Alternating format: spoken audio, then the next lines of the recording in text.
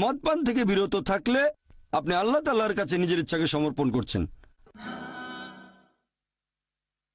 কোনো অমুসলিম ভাই প্রশ্ন করতে চাইলে মাইক্রোফোনের সামনে চলে আসেন। হ্যাঁ ভাই। আমার নাম রাহুল ভাটিয়া, আমি পেশায় একজন ইঞ্জিনিয়ার। আপনাকে আমি একটা বিষয়ের উপর প্রশ্ন করতে চাই। পবিত্র কোরআন বলছে ধর্মের ব্যাপারে কোনো জবরদস্তি নেই, এটা হলো 1 নম্বর পয়েন্ট। আর 2 নম্বর পয়েন্ট হলো যে একজন মুসলিম ধর্মান্তরিত হতে চাইলে তার শাস্তি হবে, আল্লাহ না করুক, সেটা হবে মৃত্যুদণ্ড। আমার মতে এই ব্যাপারটা মনের মধ্যে একরকম জবরদস্তি সৃষ্টি করে যে ধর্মান্তরিত হলে আমি এই শাস্তি পাব, সেজন্য এটা করতে পারবো না। এই ব্যাপারটা সম্পর্কে একটু পরিষ্কার জানতে চাই, আর আমি নিশ্চিত যে এই ব্যাপারে একটা ব্যাখ্যা আছে। ভাই খুব সুন্দর প্রশ্ন করেছেন। আপনি কোরআনের একটা আয়াত বলেছেন কিন্তু কোনো রেফারেন্স দেননি। সূরা বাকারা অধ্যায় নম্বর 2 আয়াত নম্বর 256 বলা হয়েছে দিনের ব্যাপারে কোনো জবরদস্তি নেই, আর দিন বা ধর্মের একটা অংশ আপনি কারো উপর জোরাজোরি করতে পারবেন না তরবারি দিয়ে অথবা বন্দুকের নল ঠেকিয়ে। আপনার পরের প্রশ্নটা যে যদি কোনো মুসলিম ধর্মান্তরিত হতে চায়, এভাবে অমুসলিম হয়ে যায়, নিজের ধর্ম ত্যাগ করে, তাহলে তার শাস্তি হচ্ছে মৃত্যুদণ্ড। এটা কি এক ধরনের জবরদস্তি নয়? উত্তর দেওয়ার আগে আমি একটা কথা বলে নিচ্ছি যে প্রত্যেক দেশেরই একটা নিজস্ব আইন আছে, নিজস্ব নিয়ম কানুন, আর বেশিরভাগ দেশেই বিশ্বাসঘাতকতার ক্ষেত্রে সবচেয়ে বড় শাস্তি, যেমন ধরেন একজন লোক হয়তো চাকরি করে আর্মিতে, আর ধরেন সে তার দেশের বেশ কিছু গুরুত্বপূর্ণ তথ্য, বিভিন্ন গুরুত্বপূর্ণ স্থান, এরকম তথ্যাদি পাচার করলো শত্রুর কাছে, তাহলে সেটা বিশ্বাসঘাতকতা। বেশিরভাগ দেশে যদি কেউ বিশ্বাসঘাতকতা করে, দেশের গুরুত্বপূর্ণ আর সংবেদনশীল বিভিন্ন তথ্যাদি শত্রুর কাছে তুলে দেয়, অনেক দেশে শাস্তি মৃত্যুদণ্ড, অনেক দেশে যাবজ্জীবন কারাদণ্ড। এখন যদি আমি বলি যে এটা আবার কেমন আজব দেশ যেখানে আমি বাধ্য হচ্ছি এরকম কোনো কাজ না করতে, যেটা খারাপ সেটা খারাপ। এখন একজন মুসলিম যদি অমুসলিম হয়ে যায়, এই নিয়মটা শুধুমাত্র ইসলামিক দেশে। যদি সেই মুসলিম যে এখন হয়েছে মুরতাদ, সে যদি তার নতুন ধর্ম প্রচার করে আর মানুষকে প্রতারিত করে, এমন হলে তাকে মৃত্যুদণ্ড দেয়া হবে। যেমন ধরেন কোনো একটা স্কুলে একজন শিক্ষক রাখলাম, অঙ্কের শিক্ষক, সে পড়াচ্ছে 2 যোগ 2 সমান 4, আগামীকাল পড়ালো 2 যোগ 2 সমান 5, আমি সেই শিক্ষককে রাখবো না স্কুলে।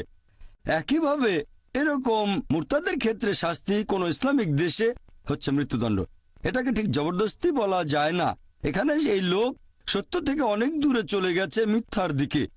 তবে কোনো মানুষের ইসলাম ধর্ম গ্রহণের কথা যদি বলতে হয়, কোনো মুসলিম একজন অমুসলিমকে ইসলাম গ্রহণে জোর করতে পারবে না, তরবারি ঠেকিয়ে অথবা বন্দুকের নল ঠেকিয়ে। আমাদের কাজ হলো আমরা আল্লাহর বাণী প্রচার করব, পছন্দ হলে গ্রহণ করবেন, না হলে গ্রহণ করবেন না। আমাদের দায়িত্ব হলো প্রচার করা। পবিত্র কোরআন বলছে সূরা গাশিয়া অধ্যায় নম্বর 88, আমাদের দায়িত্ব বাণী প্রচার করা, সত্যের বাণী প্রচার করব সবচেয়ে সেরা উপায়ে, হিকমতের সাথে আর সুন্দরভাবে। সবচেয়ে সেরা উপায়ে একজন অমুসলিম ইসলাম গ্রহণ করবে কিনা সেটা আমাদের নিয়ন্ত্রণে নেই। আমরা তরবারি বা বন্দুকের ভয় দেখিয়ে কাউকে ইসলাম গ্রহণে বাধ্য করতে পারবো না। আপনি যেটা বললেন সেটা আলাদা বিষয়, আর সেটা ইসলামিক দেশগুলোতে।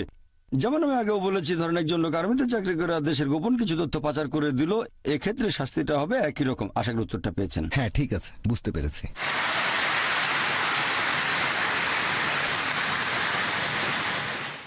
আমি আবারও দর্শকদের মনে করিয়ে দিচ্ছি, অমুসলিমদের আগে প্রশ্ন করার সুযোগ দেয়া হবে।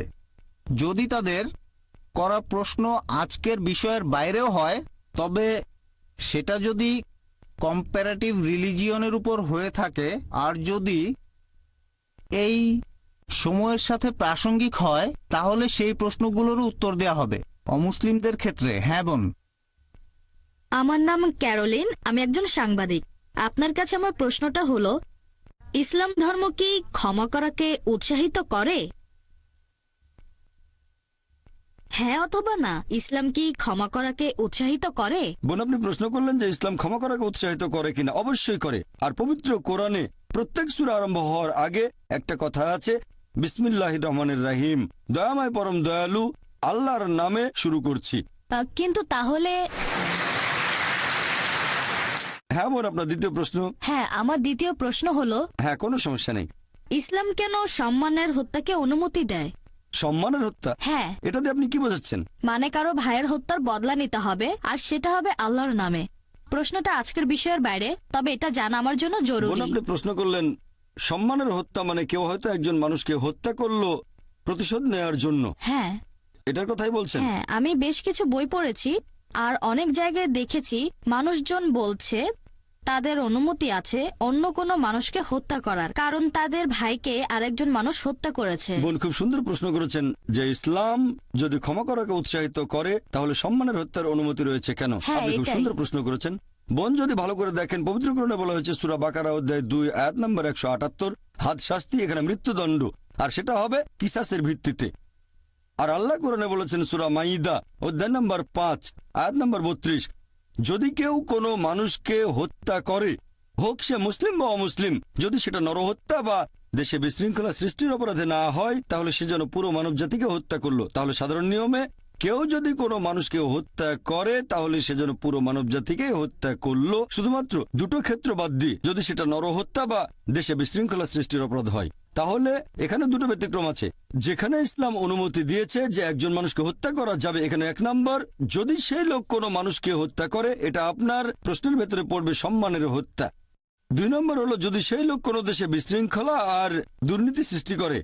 আবারও এটা কিন্তু বাধ্যতামূলক নয়, যদি কেউ আরেকজনকে হত্যা করে এটা বাধ্যতামূলক নয় যে তাকে হত্যা করতে হবে। ইসলাম বলছে যে সেই নিহত লোকের আত্মীয় স্বজনেরা যদি রক্তমূল্য নিয়ে হত্যাকারীকে ক্ষমা করে দেয় তাহলে হত্যাকারী কোনো শাস্তি পাবে না। তবে সাধারণ পরিস্থিতিতে যেটা হয়, ধরেন কেউ আরেকজনকে হত্যা করেছে আর আমি চাচ্ছি তার মৃত্যুদণ্ড হোক, কারণ হত্যার অপরাধ, এটা শাস্তি হলো মৃত্যুদণ্ড। আমি আগেও বলেছি যে আগের ধর্মগুলোতে যেমন বাইবেল চোখের বদলে চোখ, দাঁতের বদলে দাঁত, এভাবে চলে এসেছে। এখানে আমরা বুঝতে পারছি যে ধরেন আমি একজন মানুষকে চিনি যে অন্য মানুষকে হত্যা করে, নিরীহ মানুষকে হত্যা করে, তাকে হত্যা না করলে সে তো মানুষদের হত্যা করতে থাকবে। তাহলে এই আইনটা শুধু ইসলাম ধর্মেই নয়, পৃথিবীর বেশিরভাগ দেশে এই আইন আছে। যদি কাউকে হত্যা করা হয়, যদি কেউ কোনো মানুষকে হত্যা করে, দেখবেন অনেক দেশেই হত্যাকারীর মৃত্যুদণ্ড অথবা যাবজ্জীবন কারাদণ্ড হয়। ইসলামে একই, যদি সে কাউকে হত্যা করে প্রয়োজন হলে তাকে হত্যা করা হবে। তবে নিহতের আত্মীয় স্বজনেরা হত্যাকারীকে ক্ষমাও করে দিতে পারে যদি তারা চায়। তারা চাইলে হত্যাকারীকে ক্ষমা করতে পারে, কিন্তু তারা যদি চায় হত্যাকারীকে মৃত্যুদণ্ড দিতে হবে তাহলে মৃত্যুদণ্ড দেওয়া হবে। আর দ্বিতীয় যে কারণে মৃত্যুদণ্ড দেওয়া হয়, যদি সে দেশে দুর্নীতি সৃষ্টি করে।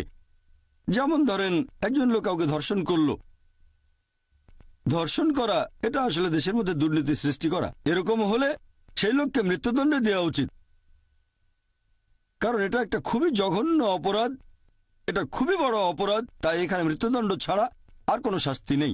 আমি অনেক অমুসলিমকে এটা জিজ্ঞেস করেছি, আল্লাহ না করুন ধরেন কেউ আপনার মাকে ধর্ষণ করলো আর আপনি সেখানে বিচারক, সেই ধর্ষককে আপনার সামনে আনা হলে আপনি তাকে কি শাস্তি দেবেন?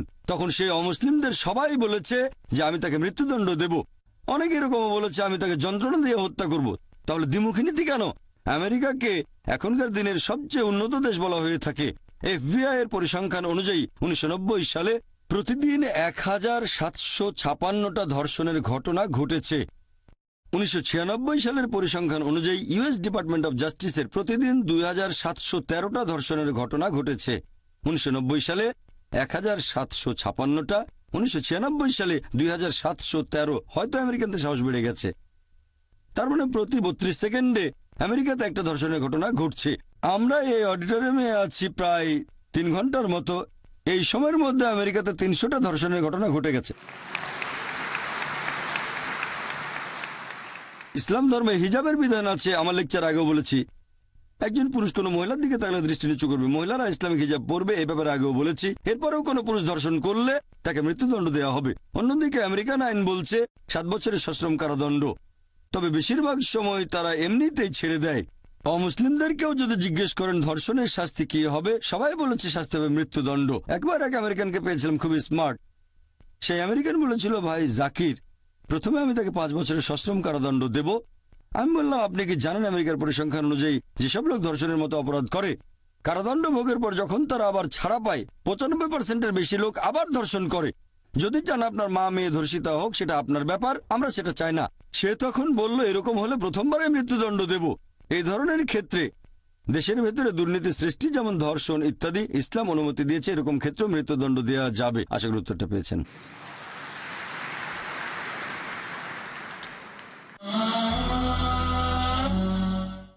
হ্যাঁ ভাই। আসসালামু আলাইকুম স্যার, আমার নাম প্রবীণ কুমার। পেশায় আমি একজন কম্পিউটার প্রোগ্রামার। প্রথমে আমি আপনাকে আজকের এই সুন্দর লেকচারের জন্য আন্তরিক ধন্যবাদ জানাচ্ছি। আমার একটা প্রশ্ন হলো, আপনার লেকচার থেকে এটা একেবারে পরিষ্কার বোঝা যাচ্ছে যে ইসলাম ধর্মে যেসব আইন ও নিয়ম কানুনগুলো আছে সেই নিয়মগুলো খ্রিস্টান ধর্মেও আছে। তাহলে মুসলিমরা এবং খ্রিস্টানরা এই দুই পক্ষই কেন তাদের ধর্মের ভালো জিনিসগুলো মেনে চলছে না? ভাই খুব সুন্দর প্রশ্ন করেছেন, খুবই গুরুত্বপূর্ণ প্রশ্ন। এ ব্যাপারে আমার লেকচার আগেও কিছুটা বলেছি। খুব সুন্দর প্রশ্ন। যদি সবকিছু ভালো হয়ে থাকে, আমি ইসলাম আর খ্রিস্টান ধর্মের সাদৃশ্য নিয়ে কিছু কথা বলেছি, সবকিছুই ভালো, তাহলে আমরা ধর্ম থেকে ভালোগুলো নেব না কেন? আমি ভালোগুলোই নিয়েছি। আমি খ্রিস্টান ধর্মের ধর্মগ্রন্থ বাইবেল থেকে ভালোগুলোই নিয়েছি। আমি আরো বড় একটা লেকচার দিতে পারবো ইসলাম আর খ্রিস্টান ধর্মের পার্থক্য নিয়ে, যদিও সেটা করতে চাই না। তবে বাইবেলের অনেক কথার সাথে আমি একমত নই, অনেক কিছুই। আর আমি এই ধর্মগ্রন্থ বাইবেলকে সামগ্রিকভাবে আল্লাহর বাণী মনে করি না। আমরা বিশ্বাস করি ইনজিল, যেটা নাজিল হয়েছিল যীশু খ্রিস্ট বা ঈসা আলাইহিস সালামের উপর। তবে বর্তমানের বাইবেল এটা সেই মূল আসমানি কিতাবের বিকৃত রূপ। আসল কিতাবটা নাজিল হয়েছিল যীশু খ্রিস্টের উপর। এই বাইবেলে ভালো করে দেখলে বুঝবেন অনেক পরস্পর বিরোধী কথা আছে। এখানে অনেক গাণিতিক ভুলও আছে, বেশ কিছু বৈজ্ঞানিক ভুল আছে। বিতর্ক করেছিলাম ডক্টর উইলিয়াম ক্যাম্বেলের সাথে, বিজ্ঞানের আলোকে কোরআন ও বাইবেল। সেখানে অনেক বৈজ্ঞানিক ভুলের কথা বলেছি।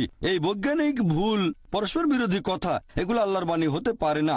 বাইবেলের মধ্যে পর্নোগ্রাফিও আছে। যদি সেই কথাগুলো আমাকে বলতে বলেন, কয়েক কোটি টাকা দিলেও আমি সেগুলো মানুষের সামনে বলতে পারবো না। পর্নোগ্রাফি, ইজিকিয়েল অধ্যায় 23 রেফারেন্স দিতে পারি, সমস্যা নেই, তবে সেগুলো বলতে পারবো না। আমি পারবো না, ইসলাম আমাকে সেই অনুমতি দেয়নি। আমি এখানে কি করেছি, আমি কোরআনের দিক নির্দেশনা নিয়েছি। সূরা আলে ইমরান অধ্যায় নম্বর 3 আয়াত নম্বর 64 বলা হয়েছে, تعالوا إلى كلمة سواء بيننا وبينكم। এসো সেই কথায় যে আমাদের ও তোমাদের মধ্যে এক। কমন জিনিসগুলো মেনে চলতে আমরা রাজি আছি। যেগুলো কমন না সেগুলো নিয়ে পরে আলোচনা করা যাবে। বিভিন্ন ধর্মের বক্তারা যখন কোনো অনুষ্ঠানে আলোচনা করেন, তাদের সেই কথাগুলোর সাথে আমি একমত নই। প্রথমে খ্রিস্টান ধর্মের বক্তা বলবে সব ধর্মই ভালো, ইসলাম ভালো, খ্রিস্টান ধর্ম ভালো, হিন্দু ধর্ম ভালো। তারপর হিন্দু বক্তা এসে বলবে ইসলাম ধর্ম ভালো, খ্রিস্টান ধর্ম ভালো, হিন্দু ধর্ম ভালো। এরপর মুসলিম বক্তা বলবে ইসলাম ধর্ম ভালো, খ্রিস্টান ধর্ম ভালো, হিন্দু ধর্ম ভালো। আমি একটা প্রশ্ন করব, ওই খ্রিস্টান ধর্মযাজক কি খ্রিস্টান ধর্ম ত্যাগ করে ইসলাম গ্রহণ করবে যদি দুটো ধর্ম এক হয়? উত্তর হবে না। হিন্দু পুরোহিত কি ধর্ম ত্যাগ করে খ্রিস্টান হয়ে যাবে? উত্তর হবে না। মুসলিম বক্তা কি ধর্ম ত্যাগ করে হিন্দু হয়ে যাবে? উত্তর হবে না। এই কথাগুলো আসলে লোক দেখানো। আমি এখানে কি করি, লোকজনকে বলে অন্তত এটা মেনে নেন, এই পৃথিবীতে একটা আসমানি কিতাব একেবারে 100% আল্লাহর বাণী। এ কথায় কেউ আপত্তি করবে না। হিন্দুরা বলবে ঠিক আছে, আমাদের ধর্মগ্রন্থ বেদকে ঈশ্বরের বাণী বলে মেনে নিতে আমাদের কোনো আপত্তি নেই, 100% ঠিক। খ্রিস্টানরা তখন বলবে আমাদের কোনো সমস্যা নেই, বাইবেলকে ঈশ্বরের বাণী বলে মানতে আমাদের কোনো আপত্তি নেই। অন্যদিকে মুসলিমরা বলবে পবিত্র কোরআনকে আল্লাহর বাণী বলে মানতে আমাদের কোনো আপত্তি নেই। এবারে পৃথিবীর প্রধান ধর্মগ্রন্থগুলোর মধ্যে যেগুলো কমন সেগুলো বেছে নেন। যেটা কমন অন্তত সেই কথাগুলো মেনে নেন। সব প্রধান ধর্মই বলছে আল্লাহ তাআলা কেবলমাত্র একজন, বলছে মূর্তি পূজা করা ঠিক না। সবগুলো প্রধান ধর্মগ্রন্থই বলছে সর্বশেষ আর চূড়ান্ত নবী আসবেন, তিনি হলেন মুহাম্মদ সাল্লাল্লাহু আলাইহি সাল্লাম। এভাবে আমি বলি অন্তত যেগুলো কমন সেগুলো মেনে চলেন আপনারা। সবগুলো প্রধান ধর্ম স্বাধীনতার কথা বলছে, এমনকি হিন্দু ধর্ম। এর আগের বার যখন দুবাইতে এসেছিলাম গত বছর, সেবার লেকচার দিয়েছিলাম হিন্দু ধর্ম আর ইসলামের সাদৃশ্য নিয়ে। হিন্দু ধর্ম বলছে ঈশ্বর কেবলমাত্র একজন, মূর্তি পূজা করা নিষিদ্ধ, মুহাম্মদ সাল্লাল্লাহু আলাইহি সাল্লাম পৃথিবীতে আসবেন। নবী মুহাম্মদ সাল্লাল্লাহু আলাইহি সাল্লামের কথা হিন্দু ধর্মগ্রন্থে কয়েকশো জায়গায় বলা হয়েছে। হিন্দু ধর্মগ্রন্থ বলছে আপনারা স্বাধীনতা বজায় রাখবেন, মহিলাদের শরীর কাপড়ে ঢাকা থাকবে, মাথার উপর কাপড় থাকবে, বহুবিবাহের অনুমতি। হিন্দু ধর্মে, খ্রিস্টান ধর্মে আর ইসলাম ধর্মেও শালীনতা থাকবে, মদ পান করবো না, জুয়া খেলবো না। তার মানে এই না যে হিন্দু ধর্মের সবকিছুই সঠিক। একইভাবে এখনকার দিনে খ্রিস্টানরা যেগুলো মেনে চলে তার সবকিছুই ঠিক নয়। আমি এখানে কি করছি, আমি ব্যবহার করছি ফুরকান। পবিত্র কোরআন হচ্ছে ফুরকান, যেটা দিয়ে সঠিক আর বেঠিকের পার্থক্য করা যায়। কোরআনের সাথে যেটা মিলে যাবে সেটাকে সঠিক বলে মেনে নিতে আমাদের কোনো রকম আপত্তি থাকবে না, যেটা বিরুদ্ধে যাবে সেটা মানব না। খ্রিস্টানদের বাইবেলে কিছু ঘটনার বর্ণনা দেয়া আছে। আল্লাহর নবী তার মেয়ের সাথে অজাচার করেছেন। এটা কিভাবে মেনে নেব যে হযরত লূত আলাইহিস সালাম তিনি তার মেয়ের সাথে অজাচার করেছেন? আমি এটা মানতে পারবো না। আমি যেটা বলবো এই অংশটা আল্লাহর বাণী হতে পারে না, এটা পরে ঢুকানো হয়েছে, বিকৃত করা হয়েছে, এটা কাল্পনিক গল্প। আরো একটা কথা বলি যে আপনারা অনেকে হয়তো রেড লেটার বাইবেলের নাম শুনেছেন। এটা একটা red letter Bible. Red letter মানে যীশু খ্রিস্টের নিজের বলা কথাগুলো এখানে লাল কালিতে লেখা আছে। সবগুলো এক করলে দেখবেন খবরের কাগজে 2টো কলামের বেশি হবে না, খুবই সামান্য যীশুখ্রিস্টের কথা। আমি এখন বলবো আসলে অন্তত সেই কথাগুলো মেনে চলি যেগুলো কমন। তার মানে এই না যে আমি বাইবেলের সব কথা মেনে নিচ্ছি, কারণ এখনকার বাইবেল আগের সেই অবিকৃত রূপে নেই। কেন? কারণ আগেকার সব ধর্মগ্রন্থ, এই কথা আমার লেকচারে বলেছি, এগুলো ছিল একটা নির্দিষ্ট সময়ের জন্য, নির্দিষ্ট গোত্রের মানুষের জন্য। এখন আমরা মেনে চলবো সর্বশেষ আর চূড়ান্ত আসমানি কিতাব অর্থাৎ পবিত্র কোরআন এবং সর্বশেষ আর চূড়ান্ত নবী মোহাম্মদ সাল্লাল্লাহু সাল্লামকে। হতে পারে আপনি জন্মেছেন ভারতে বা পাকিস্তানে, আমেরিকায়, যুক্তরাজ্যে, আরব আমিরাত বা সৌদি আরবে, আমরা মেনে চলবো সর্বশেষ ও চূড়ান্ত কিতাব পবিত্র কোরআন এবং সর্বশেষ ও চূড়ান্ত নবী মোহাম্মদ সাল্লাল্লাহু সাল্লামকে। আপনি ভালো জিনিসগুলো নেয়ার কথা বললেন, আমি খ্রিস্টান ধর্মের ভালো জিনিসগুলো নিয়েছি। ইসলাম ধর্মের কথা যদি বলতে হয়, আমার জানা মতে এখানে কোনো খারাপ কিছু নেই। আপনি বের করে দেখান, তারপর আমি সেটার উত্তর দেব।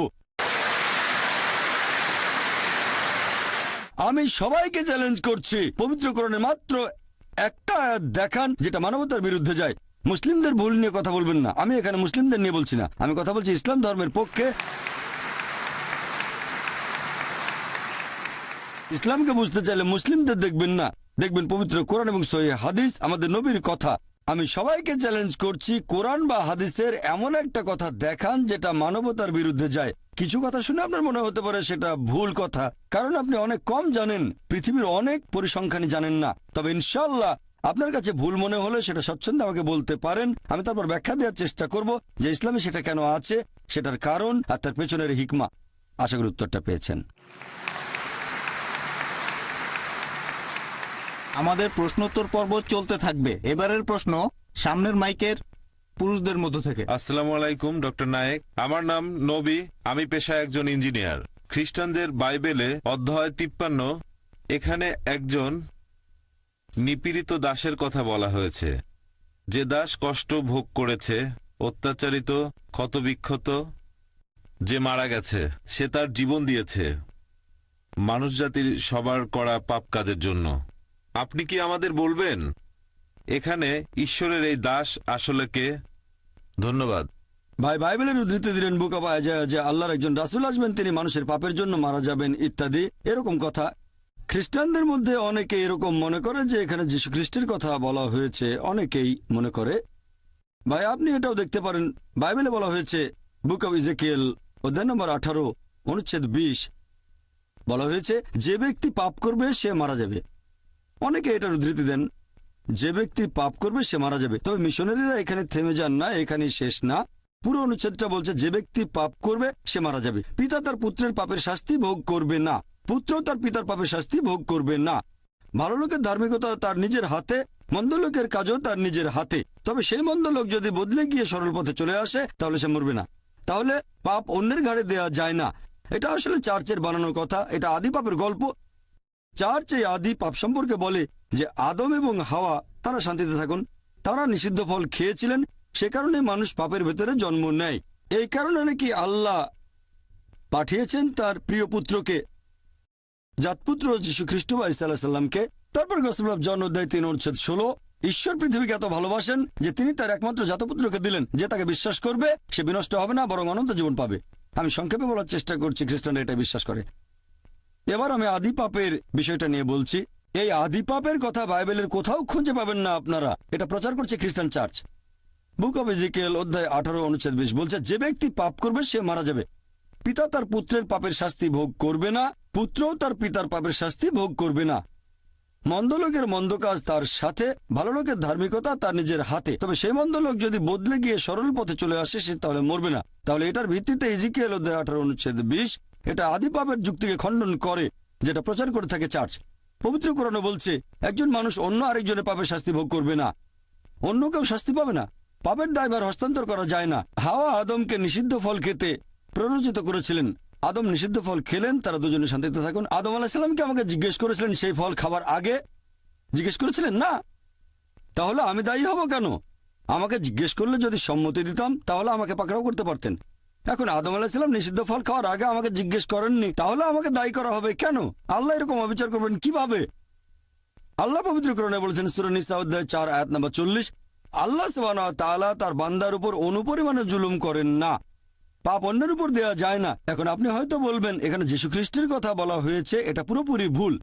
আর যীশু খ্রিস্টের সম্পর্কে খ্রিস্টানদের চার্চ এরকম প্রচার করে যে ঈশ্বর পৃথিবীকে এত ভালোবাসেন যে তার একমাত্র জাতপুত্রকে দিলেন। আপনারা যদি বাইবেল ভালো করে পড়েন তাহলে বাইবেলে ঈশ্বরের অনেক পুত্রের কথাই আছে। বলা হয়েছে ইব্রাহিম ছিলেন ঈশ্বরের পুত্র, ইফরাম ছিলেন ঈশ্বরের পুত্র, আইজায়া ঈশ্বরের পুত্র।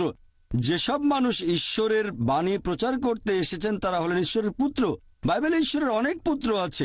তবে খ্রিস্টানরা বলে যে না না, যীশু খ্রিস্ট একেবারে সাধারণ কোনো পুত্র নন, তিনি হলেন জাতপুত্র। গসপেল অফ জন অধ্যায় 3 অনুচ্ছেদ 16, ঈশ্বর পৃথিবীকে এত ভালোবাসেন যে তিনি তার একমাত্র জাতপুত্রকে দিলেন, যে তাকে বিশ্বাস করবে সে বিনষ্ট হবে না বরং অনন্ত জীবন পাবে। যদি ভালো করে দেখেন যে এই শব্দটা জাতপুত্র, খ্রিস্টান ধর্মের বেশ কিছু বিশেষজ্ঞের মতে বাইবেলের রিভাইজড স্ট্যান্ডার্ড ভার্সন, যেটা রিভাইজ করেছেন খ্রিস্টান ধর্মের কয়েকজন উচ্চপদস্থ ধর্মীয় নেতা, সমর্থন করেছে খ্রিস্টানদের 50টা ছোট বড় দল। এই খ্রিস্টান বিশেষজ্ঞরা বলেন যে এই জাত শব্দটা পরে ঢুকানো হয়েছে, বিকৃত করা হয়েছে, বানিয়ে বলা হয়েছে, শব্দটা বাইবেল থেকে বাদ দেওয়া হয়েছে। বাইবেলের রিভাইজড স্ট্যান্ডার্ড ভার্সনে এই জাত শব্দটা সেখানে পাবেন না। তাই আমরা বিশ্বাস করি পুত্র বলতে যদি ন্যায়নিষ্ঠ বোঝানো হয় তাহলে যীশু খ্রিস্ট বা ঈসা আলাইহিস সালাম অবশ্যই ঈশ্বরের পুত্র ছিলেন। তিনি ছিলেন খুবই ন্যায়নিষ্ঠ, তবে তিনি আল্লাহর জাতপুত্র নন। একজনের পাপের ভার অন্য কেউ নেয়ার কথা বাইবেলে কোথাও নেই। এটা আসলে চার্চের বানানো কথা। সত্যি বলতে বাইবেল এটাকে খণ্ডন করে।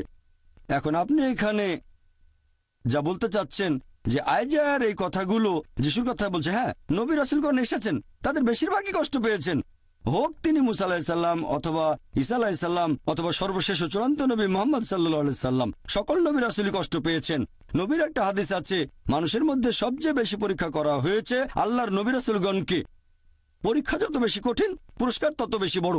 আল্লাহর নবী রাসূলগণই কষ্ট করেছেন। তবে যদি বলেন নবী রাসূলগণ অন্য মানুষের পাপের শাস্তি পেয়েছেন, এটা বাইবেলের কোথাও পাবেন না, এ কথা চার্চ প্রচার করে। এটা আসলে বাইবেলের বিরুদ্ধে, কোরআনেরও বিরুদ্ধে। আশা করি উত্তরটা পেয়েছেন। হ্যাঁ বোন। আমি এলিয়ানা, অমুসলিম, পেশায় একজন শিক্ষক। আপনাকে এই সুন্দর লেকচারের জন্য অনেক ধন্যবাদ। আমার একটা প্রশ্ন আছে। আমার মনে হয়েছে মুসলিম পুরুষদের একাধিক বিয়ে করাটা অনৈতিক আর অশ্লীল। আপনি এ ব্যাপারে কি বলবেন? আমি এ ব্যাপারে কারণটা জানি, তবে এখানে আপনার দৃষ্টিভঙ্গিটা জানতে চাচ্ছি। আর যদি কখনো খ্রিস্টান ধর্ম আর ইসলাম ধর্ম একত্রিত হয়, আমার মতে মুসলিমদের একজন স্ত্রী থাকাই উচিত। বোন, খুব সুন্দর প্রশ্ন করেছেন, খুবই কমন প্রশ্ন, খুবই গুরুত্বপূর্ণ প্রশ্ন। আপনি বললেন যে আপনার কাছে মনে হয় মুসলিম পুরুষদের একাধিক বিয়ে করাটা হচ্ছে একটা অনৈতিক কাজ, আর আপনি বললেন যে খ্রিস্টান এবং মুসলিমরা যদি কখনো একতাবদ্ধ হয় তাহলে খুব ভালো হবে। আমিও সেটাই করতে চাই, তবে একতাবদ্ধ হবে সত্যের উপর ভিত্তি করে, মিথ্যার উপর নয়। কোরআন হচ্ছে এই পৃথিবীর বুকে একমাত্র ধর্মগ্রন্থ যেটা বলছে মাত্র একটা বিয়ে করো। পৃথিবীতে আর কোনো ধর্মগ্রন্থ খুঁজে পাবেন না, হোক সেটা বাইবেল অথবা ধরেন রামায়ণ অথবা মহাভারত কিংবা বেদ। কোরআন বাদে আর কেউ বলছে না মাত্র একটা বিয়ে করো। হিন্দু ধর্মগ্রন্থ পড়লে দেখতে পাবেন, যদি হিন্দু ধর্মগ্রন্থ পড়ে দেখেন রামায়ণ, সেখানে শ্রীরামের বাবা রাজা দশরথ, তার একাধিক স্ত্রী ছিল। এরপর মহাভারত পড়লে দেখবেন শ্রীকৃষ্ণ, তার কতজন স্ত্রী ছিল? 4 জন, 10 জন, 1000 জন, তার ছিল 16,108 জন স্ত্রী। এরপর বাইবেল পড়েন, বাইবেল পড়লে দেখবেন সুলাইমানের 700 জন স্ত্রী ছিল। বাইবেলের কথা অনুযায়ী ইব্রাহিমের 3 জন স্ত্রী ছিল। তাহলে বাইবেলের কথা অনুযায়ী, ইহুদি আর খ্রিস্টান ধর্ম অনুযায়ী, একজন পুরুষ যত খুশি বিয়ে করতে পারে, 4, 5, 10, 1000, কোনো সীমা পরিসীমা নেই। ইসলাম একটা সীমা বেঁধে দিয়েছে। কোরআন বলছে সূরা নিসা অধ্যায় নম্বর 4 আয়াত নম্বর 3, তোমার পছন্দের নারীদের বিয়ে করো 2, 3 বা 4 জনকে, তবে যদি সুবিচার করতে না পারো তাহলে একটা বিয়ে করো। হিন্দু ধর্ম অনুযায়ী, খ্রিস্টান ধর্ম অনুযায়ী একজন পুরুষ যতজন নারীকে ইচ্ছে বিয়ে করতে পারে, 1 জন, 5 জন, 10 জন, 20 জন, 1000 জন, 10,000, কোনো সীমা নেই। ইসলাম বলছে পছন্দের নারীদের বিয়ে করো 2, 3 বা 4 জন, তবে সুবিচার করতে না পারলে মাত্র একটা বিয়ে করো। তাহলে ইসলাম বলছে সুবিচার করতে পারলে একাধিক বিয়ে করবেন, তা না হলে করবেন না, আর সুবিচার করতে পারলে সর্বোচ্চ 4 জন। এবারে আসুন দেখি কোরআন কি বলছে। পবিত্র কোরআনে সূরা নিসা অধ্যায় 4 আয়াত নম্বর 129, স্ত্রীগণের প্রতি সুবিচার করা কঠিন, সেজন্য তাদের থেকে পুরোপুরি মুখ ফিরিয়ে নিও না। অনেকের মনে এরকম ভুল ধারণা আছে যে ইসলামে 4 জন স্ত্রী থাকা বাধ্যতামূলক। এটা বাধ্যতামূলক না, একাধিক স্ত্রী রাখার ব্যাপারটা ঐচ্ছিক ব্যাপার, এটা মুবাহ। তবে যদি একাধিক বিয়ে করেন আর সুবিচার করতে না পারেন তাহলে সমস্যায় পড়ে যাবেন। এবার আসুন দেখি এর পেছনে কারণটা আসলে কি। আমি এখানে কারণটা বলছি, তারপর আপনি চাইলে পাল্টা প্রশ্ন করতে পারেন। লজিক্যাল কারণটা যে ইসলাম ধর্ম কেন কিছু পুরুষকে একাধিক বিয়ে করার অনুমতি দিয়েছে। এখন ভালো করে দেখলে বুঝতে পারবেন যে ছেলে আর মেয়ে সন্তান জন্মায় সমান অনুপাতে। তবে শিশু বিশেষজ্ঞদের জিজ্ঞেস করলে জানতে পারবেন, শিশুদের রোগের উপর যারা বিশেষজ্ঞ তারা এটা বলবেন যে মেয়ে শিশুরা ছেলে শিশুর চেয়ে রোগ জীবাণুকে ভালোভাবে প্রতিরোধ করতে পারে। তাই শিশুকালে মেয়েদের তুলনায় বেশি ছেলে শিশু মারা যায়। তারপরে সময় বয়ে যায়, মানুষ মারা যায় ধূমপানের কারণে, তারপর মারা যায় বিভিন্ন রকম অসুখ বিসুখে, মারা যায় মদ পানের কারণে, মারা যায় যুদ্ধে, অ্যাক্সিডেন্টেও মারা যায়। এসব জায়গায় তো মহিলাদের চেয়ে বেশি পুরুষ মারা যায়। যদি এখনকার দিনের পৃথিবীর দিকে তাকান, পৃথিবীতে এখন মহিলাদের সংখ্যা পুরুষদের চেয়ে অনেক বেশি, পুরুষের তুলনায় মহিলার সংখ্যা বেশি। তৃতীয় বিশ্বের কিছু দেশ এটার ব্যতিক্রম, যেমন আমার নিজের দেশ ভারত, সেখানে মহিলাদের সংখ্যা পুরুষদের চেয়ে কম। এটার প্রধান কারণ হলো মেয়ে ভ্রূণ হত্যা করা আর মেয়ে শিশু হত্যা করা। যদি মেয়ে ভ্রূণ আর মেয়ে শিশু হত্যা করার মতো অশুভ কাজটা বন্ধ করা হয় তাহলে ভারতেও একসময় মহিলার সংখ্যা অনেক বেশি হয়ে যাবে পুরুষের তুলনায়। এখনকার পরিসংখ্যান অনুযায়ী শুধু নিউ ইয়র্কে পুরুষের তুলনায় মহিলার সংখ্যা বেশি প্রায় 10 লক্ষ। শুধুমাত্র আমেরিকাতে পুরুষের তুলনায় মহিলাদের সংখ্যা বেশি 78 লক্ষ। শুধু জার্মানিতে পুরুষের চেয়ে মহিলা বেশি 50 লক্ষ। শুধু যুক্তরাজ্যে পুরুষের তুলনায় মহিলা বেশি 40 লাখ। শুধু রাশিয়ায় পুরুষের চেয়ে মহিলা বেশি 90 লাখ। আর এটা আল্লাহ শুধু ভালো জানেন পুরো পৃথিবীতে পুরুষের তুলনায় মহিলার সংখ্যা কতজন বেশি। আর ধরেন তর্কের খাতিরে আপনার কথা মেনে নিলাম যে একজন পুরুষ মাত্র একজন মহিলাকে বিয়ে করবে। আর ধরেন আমার বোন থাকে আমেরিকায় আর সেখানে সব পুরুষ বিয়ে করে ফেলেছে, অথবা ধরেন আপনার বোন থেকে আমেরিকায় আর সব পুরুষই সেখানে বিয়ে করে ফেলেছে। প্রত্যেক পুরুষ একজন করে মহিলাকে বিয়ে করেছে। তারপরও আমেরিকাতে 78 লক্ষ মহিলা থাকবে যারা পাবে না জীবন সঙ্গী। তখন এই 78 লক্ষ মহিলার সামনে যে পথটা খোলা থাকবে যে হয় তারা এমন কাউকে বিয়ে করবে যার একজন স্ত্রী আছে, নয়তো হবে জনগণের সম্পত্তি। লোকে হয়তো বলবে জনগণের সম্পত্তি? ভাই জাকির, এটা তো কঠিন কথা। এটাই সবচেয়ে ভদ্র ভাষা যেটা আমি বলতে পারি। এর যে ভদ্র ভাষা আমার জানা নেই। হয় একজন পুরুষকে বিয়ে করেন যার একজন স্ত্রী আছে, নয়তো হবেন জনগণের সম্পত্তি, আর কোনো উপায় নেই। তাহলে বুঝতে পারছেন যে আমেরিকাতে আমেরিকার পরিসংখ্যান অনুযায়ী একজন সাধারণ আমেরিকান বিয়ে করার আগে তাদের গড়ে 8 জন যৌন সঙ্গী রাখতে পারে। কারো হয়তো 2 জন, কারো 10 জন, কারো বা 20 জন। বিয়ে করার আগে গড়ে 8 জন যৌন সঙ্গী থাকে। আর আপনি চাইলে যতজন খুশি রক্ষিত রাখতে পারেন, 1 জন, 10 জন, 20 জন, কোনো সমস্যা নেই। তবে আইনসঙ্গতভাবে একাধিক স্ত্রী তারা হজম করতে পারে না। যে কোনো ভদ্রমহিলাকে জিজ্ঞেস করেন, যদি কেউ একজন পুরুষের আইনসম্মত দ্বিতীয় স্ত্রী হয়, সে নিরাপত্তা পাবে, সম্মান পাবে, তার অধিকারগুলো পাবে। আর রক্ষিত হলে সেখানে কোনো সম্মান নেই, কোনো অধিকার নেই, তাকে নিচু করা হয়েছে। তাহলে ইসলাম মানবজাতির সমস্যাগুলোর সমাধান দেয়। বর্তমানে পৃথিবীতে পুরুষের চেয়ে মহিলার সংখ্যা অনেক বেশি। আমার মতে ইসলাম ধর্ম কিছু পুরুষকে একাধিক বিয়ে করার অনুমতি দিয়েছে যাতে করে মহিলারা ভদ্রভাবে থাকতে পারে। তা না হলে এটা সম্ভব নয়। আমি আপনার সঙ্গে একমত। আপনার কথাটা আমি মানি বোন, যে একজন মহিলা তার স্বামীকে শেয়ার করতে চাইবে না। আমি আপনার সঙ্গে একমত, মহিলারা স্বামীকে শেয়ার করতে চাইবে না কখনোই। আর সাধারণ পরিস্থিতিতে কোনো মহিলাই চাইবে না যে তার স্বামী আরেকটা বিয়ে করুক। তবে ইসলামিক শরিয়া বলছে একটা বড় ক্ষতি ঠেকানোর জন্য ছোট ক্ষতি হওয়া ভালো। একজন ভালো মুসলিম মহিলা যে পৃথিবীর অবস্থা জানেন, সে এই ছোট ক্ষতি মেনে নিতে আপত্তি করবে না। মানে স্বামীকে শেয়ার করা যাতে বড় ক্ষতি ঠেকানো যায়, অর্থাৎ আরেকজন বোনকে যেন জনগণের সম্পত্তি না হতে হয়। হ্যাঁ বোন, আর কিছু বলবেন? আমি এটাকে অনৈতিক বলছি, কারণ যে মহিলার একাধিক পুরুষ সঙ্গী থাকে সে একজন খারাপ মহিলা, কিন্তু একজন পুরুষের একাধিক স্ত্রী থাকলে সেখানে কোনো সমস্যা নেই, তাই না? এই প্রশ্নটা খুব সুন্দর বোন। আপনি প্রশ্ন করলেন যে কোনো পুরুষের একাধিক স্ত্রী থাকলে সে কি ভালো মানুষ? না, একজন পুরুষের একাধিক স্ত্রী থাকলে কোনো সমস্যা নেই, তবে একাধিক স্ত্রী থাকলেও সে খারাপ হতে পারে।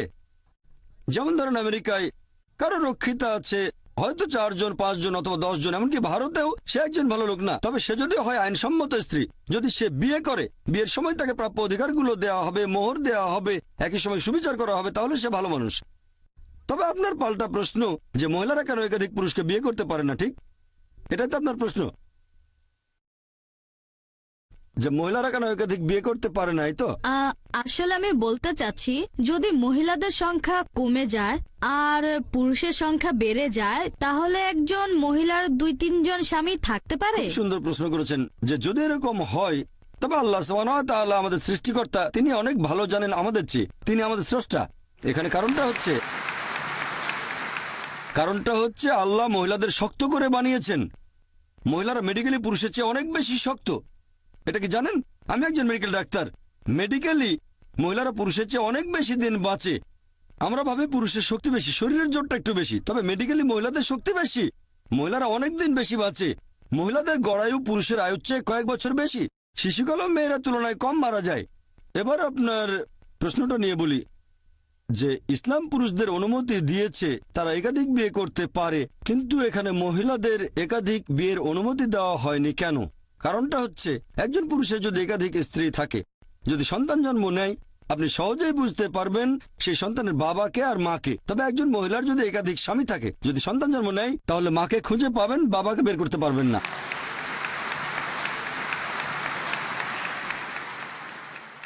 তারপর সন্তানকে স্কুলে ভর্তি করতে যাবেন, এর বাবার নাম কি? তখন হয়তো দুটো নাম দিতে হবে। এখন মেডিকেল বিজ্ঞান অনেক উন্নত হয়েছে, যেমন ডিএনএ, জেনেটিক কোডিং। এখন বলতে পারবো বাবাকে আর মাকে, এখন সেটা আগে সম্ভব ছিল না। ইসলাম পৃথিবীতে আছে শরণাতীতকাল থেকে, এটা একমাত্র কারণ নয়, এছাড়াও আরো কিছু কারণ আছে। প্রাকৃতিকভাবেই মহিলাদের তুলনায় পুরুষের যৌনতাড়না বেশি। তৃতীয়ত, একজন পুরুষ একাধিক স্ত্রী নিয়ে থাকতে পারবে, কিন্তু মহিলাদের জন্য একাধিক স্বামী থাকাটা কঠিন হবে, কারণ মহিলাদের মাসে রজস্রাব হবে, এমন সময় মানসিকতা বদলে যেতে পারে। এসব কারণে একাধিক স্বামী রাখাটা কঠিন হয়ে যাবে। এছাড়াও এখনকার দিনের বিজ্ঞান আমাদের বলে যে একজন পুরুষের যদি একাধিক যৌনসঙ্গী থাকে আর তাদের প্রতি বিশ্বস্ত থাকে, যেমন একজনের যদি একাধিক স্ত্রী থাকে, একাধিক যৌনসঙ্গী থাকে, আর তারা সবাই যদি একে অন্যের প্রতি বিশ্বস্ত থাকে, তাহলে সেই পুরুষের অথবা সেই মহিলার কোনো রকম যৌনবাহিত রোগ হবে না। তবে একজন মহিলার যদি একাধিক যৌনসঙ্গী থাকে, যদি তার একাধিক স্বামী থাকে, তাহলে তাদের যৌনবাহিত রোগ হবে। প্রথমে রোগটা সেই মহিলার হবে, তারপর সেই রোগ তার স্বামীদের মধ্যে ছড়িয়ে পড়বে। তাই মেডিকেলি এটা ভালো নয় যে একজন মহিলার একাধিক স্বামী থাকতে পারে। আশা করি উত্তরটা পেয়েছেন।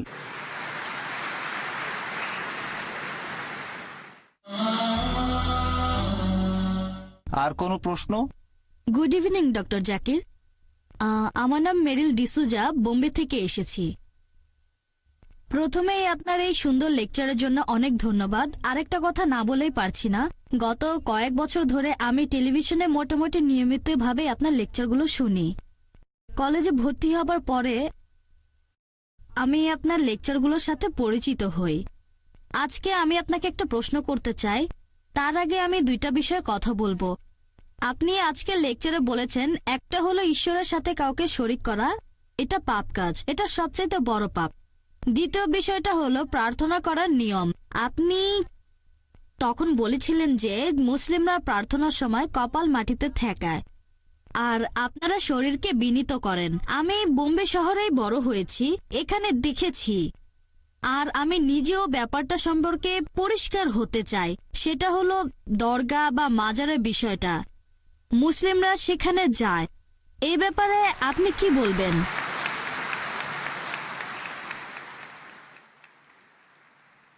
বোন খুব সুন্দর প্রশ্ন করেছেন, আর এবারে প্রশ্ন করেছেন মুসলিমদের নিয়ে। খুবই সুন্দর প্রশ্ন। আপনি বলেছেন যে ইসলাম ধর্মে যদি আল্লাহর সাথে অন্য কাউকে শরিক করা সবচেয়ে বড় পাপ হয়, আর প্রার্থনার সবচেয়ে সেরা নিয়ম হলো সিজদা করা, কিন্তু দরগাগুলোতে কি হয়? মানুষজন দরগায় যায়, সেখানে সিজদা করে, সেটা ঠিক না ভুল? এটাই ছিল আপনার প্রশ্ন। বোন, আমি আপনার সঙ্গে একমত। আমার লেকচারের কথাগুলো আপনি পরিষ্কার আর সঠিকভাবে বুঝতে পেরেছেন যে আল্লাহ তাআলার সাথে কাউকে শরিক করা, সেটা যেই করুক, সেটা ভুল। হোক সে মুসলিম বা অমুসলিম, এটা ঠিক না। তার নাম যাই হোক না কেন, জন, আব্দুল্লাহ, জাকির, মোহাম্মদ, যদি কেউ আল্লাহর সাথে অন্য কাউকে শরিক করে, সে সবচেয়ে বড় পাপ করছে। আর আমরা সিজদা করব শুধুমাত্র আল্লাহ সুবহানাহু ওয়া তাআলাকে। যদি কেউ আল্লাহ ব্যতীত অন্য কাউকে সিজদা করে, সে শিরক করছে, আল্লাহর সাথে অন্য কাউকে শরিক করছে। তাহলে একজন মানুষ যদি কোনো কবরের কাছে যায় আর সেই কবরকে সিজদা করে, সেই কবরকে ইবাদত করে, তাহলে সেটাই সবচেয়ে বড় পাপ, হোক সে মুসলিম বা অমুসলিম, যে নামে পরিচয় দিক। ধন্যবাদ। বোন, আরো একটা প্রশ্ন করবেন? আচ্ছা, যেহেতু আমাকে একটা সুযোগ দিয়েছেন, তাই এই বিষয়ের উপরে আরেকটা প্রশ্ন করি, কারণ আমি এগুলো করতে দেখেছি। আর আপনি বললেন যে কোনো মানুষ, হোক সে মুসলিম, খ্রিস্টান বা হিন্দু, যেই করুক, এটা শিরক। এখন আপনার কাছে আমার প্রশ্ন যে আমি যেমনটা দেখেছি এরকম প্রচুর আছে, আমরা সবাই তাদেরকে জানি মুসলিম হিসেবে। এরা দরগায় যায়। এখন এই ব্যাপারে আপনি কি বলবেন? এখন মুসলিম এই আরবি শব্দটা সম্পর্কে বলতে গেলে সত্যিকারের মুসলিম যে আল্লাহর কাছে নিজের ইচ্ছাকে সমর্পণ করে, সত্যিকারের মুসলিম কখনো কোনো কবরকে সিজদা করবে না। আমি বিষয়টা জানি, বলবো না যে ভুল বলেছেন, আপনি ঠিকই বলেছেন। মুসলিম নামে পরিচিত এরকম প্রচুর মানুষ আছে তথাকথিত মুসলিম যারা কবরকে সিজদা করে। এ ব্যাপারে আমার দৃষ্টিভঙ্গিটা হচ্ছে, আমার মতে তারা ভুল করছে, এটা শিরক, তাদেরকে বদলাতে হবে। আর আমার লেকচারেও আমি তাদের উদ্দেশ্যে বলেছি যে যদি আপনারা কোনো কবরে যান, আমাদের নবী বলেছেন তোমরা কবরের কাছে যেতে পারো, এতে আখিরাতের কথা মনে পড়বে যে একদিন আমিও মারা যাব। তাহলে কবরে গিয়ে সেই মৃত ব্যক্তির জন্য দোয়া করবেন, তার কাছে দোয়া চাইবেন না, তার জন্য দোয়া করতে পারেন আল্লাহ যেন তাকে জান্নাতুল ফেরদৌসে পাঠান, তার সব গুনাহ মাফ করে দেন ইত্যাদি। তবে তার কাছে দোয়া চাইবেন না, দোয়া করবেন শুধুমাত্র আল্লাহ সুবহানাহু ওয়া তাআলার কাছে। ইয়াকা নাবুদু ওয়া ইয়াকা নাস্তাইন, আমরা শুধু তোমার ইবাদত করি, তোমার সাহায্য চাই। আমার বিভিন্ন লেকচারে আমি সব মুসলিমদের উদ্দেশ্যে বলেছি যে এটা করা ঠিক না। একটা লেকচারে আমি বলেছিলাম যে আপনারা কোনো কবরকে ইবাদত বা সিজদা করবেন না, এটা ঠিক না, সবচেয়ে বড় পাপ।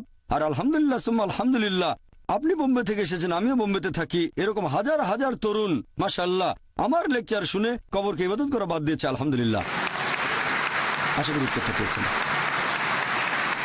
আমার নাম লি, আমি একজন ছাত্র।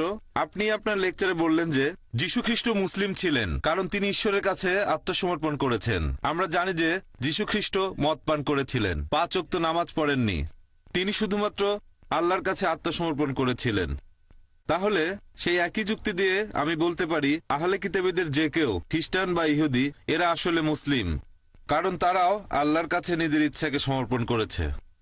ভাই আপনার প্রশ্নটা যদি আমি ঠিকমতো বুঝে থাকি, আপনি বললেন যে একজন মানুষ হোক সে খ্রিস্টান বা ইহুদি, আল্লাহর কাছে আত্মসমর্পণ করলে সে মুসলিম। হ্যাঁ, কারণ আপনি বলেছেন যীশু মুসলিম ছিলেন, একই ভাই যুক্তি। আমি আপনার সাথে একমত। যদি কেউ আল্লাহর কাছে আত্মসমর্পণ করে তাহলে আরবিতে তাকে বলা হবে মুসলিম। তবে তার আগে আপনাকে জানতে হবে আল্লাহ আমাদের কি নির্দেশ দিয়েছেন। যদি অন্য কিছু ভেবে থাকেন, যদি এমন ধর্মগ্রন্থ পড়েন যেটা আল্লাহর বাণী নয়, আর মনে করেন আমি আল্লাহর কাছে আত্মসমর্পণ করেছি, এমন ধর্মগ্রন্থ মেনে চলছেন যেটা আল্লাহর বাণী নয়, তাহলে আপনি সত্যিকারের মুসলিম নন। তাহলে প্রথমে আপনাকে দেখতে হবে আল্লাহ আমাদের কি নির্দেশ দিয়েছেন। আপনি যদি পৃথিবীর প্রধান প্রধান ধর্মগ্রন্থগুলো পড়ে তুলনা করেন, তাহলে আপনি দেখবেন সেই সাথে ব্যবহার করবেন যুক্তি আর বিজ্ঞান। একমাত্র যে ধর্মগ্রন্থটা পরীক্ষায় পাশ করবে এই সর্বশেষ আর চূড়ান্ত টেস্টামেন্ট। যদি ওল্ড টেস্টামেন্ট আর নিউ টেস্টামেন্ট বলে কিছু থেকে থাকে তাহলে এটা হল লাস্ট টেস্টামেন্ট। এখন যদি আপনি সত্যি আল্লাহর কাছে আত্মসমর্পণ করতে চান, প্রথমে আপনাকে বুঝতে হবে যে সত্যিকারের আল্লাহ কে, তিনি আমাদের কি নির্দেশ দিয়েছেন, এরপর আপনি তার কাছে আত্মসমর্পণ করবেন। সেজন্য আমি কথাটা এইভাবে বলি, সত্যিকারের মুসলিম হলো সেই লোক যে আল্লাহ তাআলার নির্দেশগুলো মেনে চলে। এখন যীশু খ্রিস্ট বা ঈসা আলাইহিস সালাম ছিলেন আল্লাহ তাআলার রাসূল, তার উপর ওহী নাজিল হয়েছিল, অবশ্যই তিনি আল্লাহর ইচ্ছা পূরণ করেছেন। এখনকার দিনেও যদি একজন খ্রিস্টান, ধরে নেন আজকের লেকচারে যে বিষয়টা অন্তত আসেন, সেগুলো আমরা মেনে চলি যেগুলো আপনাদের আর আমাদের ধর্মগ্রন্থে এক। ধরেন আপনি বললেন বাইবেল ঈশ্বরের বাণী, আমি বললাম কোরআন আল্লাহ তাআলার বাণী। তাহলে আসেন অন্তত কমন জিনিসগুলো আমরা মেনে চলি, পার্থক্যগুলো একপাশে রেখে দিই। আপনাদের বাইবেল বলছে এক ঈশ্বরে বিশ্বাস করো, আপনি যদি ট্রিনিটিতে বিশ্বাস করেন তাহলে বাইবেলের বিরুদ্ধে যাচ্ছেন। ট্রিনিটি শব্দটা বাইবেলের কোথাও বলা নেই, তবে শব্দটা কোরআনে আছে। পবিত্র কোরআনে সূরা নিসা অধ্যায় 4 আয়াত নম্বর 171, वला तकुलु सलासा। তোমরা 3 বলো না। যদি আপনি ট্রিনিটি বিশ্বাস করেন তাহলে বাইবেলের বিরুদ্ধে যাচ্ছেন। এরপর বাইবেলে আরো আছে যে তোমরা মূর্তি পূজা করবে না। বাইবেল বলছে তোমরা সর্বশেষ আর চূড়ান্ত নবীকে বিশ্বাস করবে। যীশু খ্রিস্ট নিজের মুখে বলেছেন গসপেল অফ জন অধ্যায় 16 অনুচ্ছেদ 12 থেকে 14, তোমাদেরকে বলার মতো আমার অনেক কথা আছে, তোমরা সেগুলো এখন সহ্য করতে পারবে না, কারণ যখন সত্যের আত্মা আসবে সে তোমাদের সত্যের পথে নিয়ে যাবে। সে নিজে থেকে কিছু বলবে না, যে কথাগুলো শুনবে সেগুলোই বলবে। সে তোমাদের ভবিষ্যতের কথা বলবে, সে আমাকে মহিমান্বিত করবে। যদি আপনি সত্যিই বাইবেলের অনুসারী হন তাহলে সর্বশেষ আর চূড়ান্ত নবী মুহাম্মদ সাল্লাল্লাহু আলাইহি সাল্লামকে মেনে চলবেন। তার মানে পবিত্র কোরআন মেনে চলবেন আর আমাদের নবীর কথাগুলো। তাহলে যদি পবিত্র কোরআন আর নবীর কথাগুলো মেনে চলেন, আপনি হবেন মুসলিম। আমি আমার লেকচারে বলেছি আসুন আমরা সেগুলো মেনে চলি যেটা কমন। পার্থক্যগুলো এ ব্যাপারে আমি আগেও বলেছি, আমি বাইবেলের কয়েকশো পরস্পর বিরোধী কথা নিয়ে লেকচার দিতে পারি, তবে সেটা করতে চাই না। একবার একজন একটা বই লিখেছিলেন আমেরিকাতে, ডক্টর উইলিয়াম ক্যাম্বেল, যে পবিত্র কোরআনে 30টা বৈজ্ঞানিক ভুল আছে। আমি শিকাগোতে গিয়ে তার সাথে বিতর্ক করলাম, তার সবগুলো অভিযোগ খণ্ডন করলাম। তারপর আমি বাইবেল থেকে 38টা বৈজ্ঞানিক ভুলের কথা বললাম, তিনি একটার উত্তর দিতে পারেননি। আমি এই ভুলগুলো আল্লাহ সুবহানাহু ওয়া তাআলার উপর চাপাতে পারি না। প্রথমে আমাদের দেখতে হবে কোন গ্রন্থটা আসলে আল্লাহর বাণী, তারপর সেটা মেনে চলব। যদি আমি তর্কের খাতিরে এটা মেনেও নেই বাইবেল হচ্ছে আল্লাহর বাণী, সেক্ষেত্রেও আপনি মেনে চলবেন সর্বশেষ আর চূড়ান্ত নবী মুহাম্মদ সাল্লাল্লাহু আলাইহি সাল্লামকে। আসেন দুটো ধর্মগ্রন্থে যেগুলো কমন সেটা মেনে চলি, আর আজকে থেকে শুরু করে এইগুলো মেনে চলা, কমন জিনিসগুলো মানবো। আশা করি উত্তরটা পেয়েছেন। হ্যাঁ ভাই। গুড ইভিনিং ডক্টর, আমার নাম ড্যানিয়েল, একজন ছাত্র। পবিত্র কোরআনের 7 নম্বর সূরার 54 নম্বর আয়াতে বলা হয়েছে যে আল্লাহ আকাশমণ্ডলী আর পৃথিবী সৃষ্টি করেছেন 6 দিনে। আর 41 নম্বর সূরা আয়াত 9 থেকে 12 পরিষ্কারভাবে বলা হয়েছে যে আল্লাহ তাআলা আকাশমণ্ডলী আর পৃথিবী সৃষ্টি করেছেন 8 দিনে। আপনি এ ব্যাপারে কি বলবেন? ভাই যে প্রশ্নটা করলেন, এটা করে থাকেন খ্রিস্টান মিশনারিরা পবিত্র কোরআনের বিরুদ্ধে। আর কোরআনের অনেক জায়গায় বলা হয়েছে যে আল্লাহ আকাশমণ্ডলী আর পৃথিবী সৃষ্টি করেছেন 6 দিনে। আপনি যেটার কথা বলছেন অধ্যায় নম্বর 41 আয়াত 9 থেকে 12, আপনি বলছেন কোরআন নাকি বলছে আকাশ আর পৃথিবী সৃষ্টি হয়েছে 8 দিনে। এই 8 শব্দটা কোরআনে কোথাও বলা হয়নি। কি বলা হয়েছে সেটাই বলছি। পবিত্র কোরআন বলছে যে আল্লাহ সুবহানাহু ওয়া তাআলা আকাশমণ্ডলী আর পৃথিবী সৃষ্টি করেছেন। যারা এটাকে অস্বীকার করে, কিছু মানুষ অস্বীকার করবেই, এরা হচ্ছে তারা যারা শিরক করে। এরপরে আরো বলা হয়েছে আল্লাহ তাআলা পৃথিবীকে সৃষ্টি করলেন 2 দিনে, আর জনাব আরিফ জুলফার সৃষ্টি করলেন পৃথিবীর বিভিন্ন উপাদান, পাহাড় পর্বত, অন্যান্য উপাদান মোট 4 দিনে।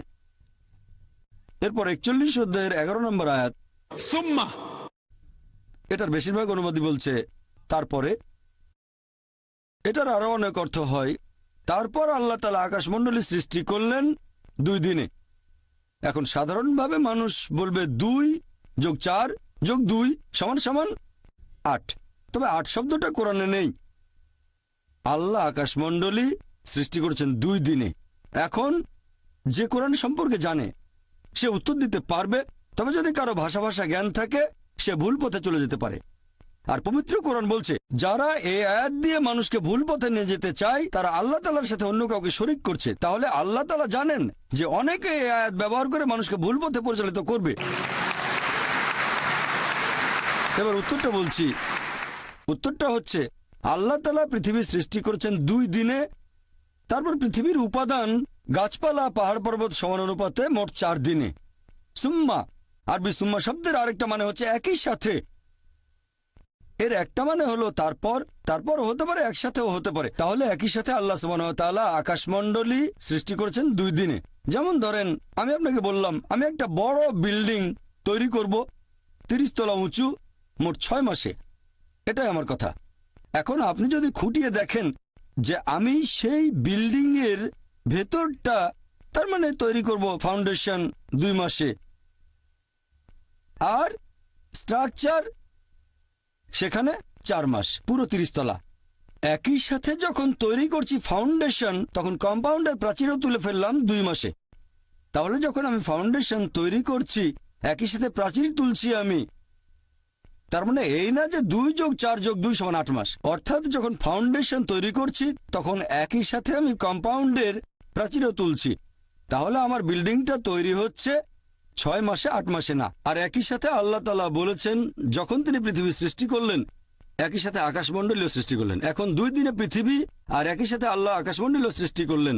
সেজন্য আল্লাহ পবিত্র কোরআনে বলেছেন সূরা আম্বিয়া অধ্যায় নম্বর 21 আয়াত নম্বর 30, أولم يرى الذين كفروا অবিশ্বাসীরা কি এটা দেখে না أن السماوات والأرض كانت رتقا ففتقناهما আকাশমণ্ডলী ও পৃথিবী ওতপ্রোতভাবে মিশেছিল, আমি তাদের আলাদা করে দিলাম। তাহলে আল্লাহ পৃথিবী আর আকাশমণ্ডলী সৃষ্টি করেছেন একই সাথে, ففتقناهما আমি তাদের আলাদা করে দিলাম। এখানে আসলে বিগ ব্যাং এর কথা সংক্ষেপে বলা হয়েছে। এখন বিগ ব্যাং থিওরি আমাদের বলে যে পুরো বিশ্বজগৎ প্রথমে ছিল একটা বিন্দু, তারপর বিস্ফোরণে সবকিছু আলাদা হয়ে গেল, তারপর তৈরি হলো গ্যালাক্সি, নক্ষত্র, বিভিন্ন গ্রহ, পৃথিবী, আমরা এখন যেখানে আছি। তাহলে বিগ ব্যাং এর ভিত্তিতে বিজ্ঞান কোরআনের সাথে দ্বিমত পোষণ করেনি যে আকাশমণ্ডলী যখন সৃষ্টি হয়েছে পৃথিবীও একই সাথে সৃষ্টি হয়েছে। এখানে প্রথম 2 দিন আর শেষ 2 দিন আসলে একই সাথে, এটা পরস্পর বিরোধী নয়। বলতে পারেন পুঙ্খানুপুঙ্খ রূপে। পুঙ্খানুপুঙ্খ মানে এখানে অন্যান্য বিষয়গুলো আছে, এটা পরস্পর বিরোধী না। পরস্পর বিরোধী মানে দুটো জিনিস একে অন্যের বিপরীত।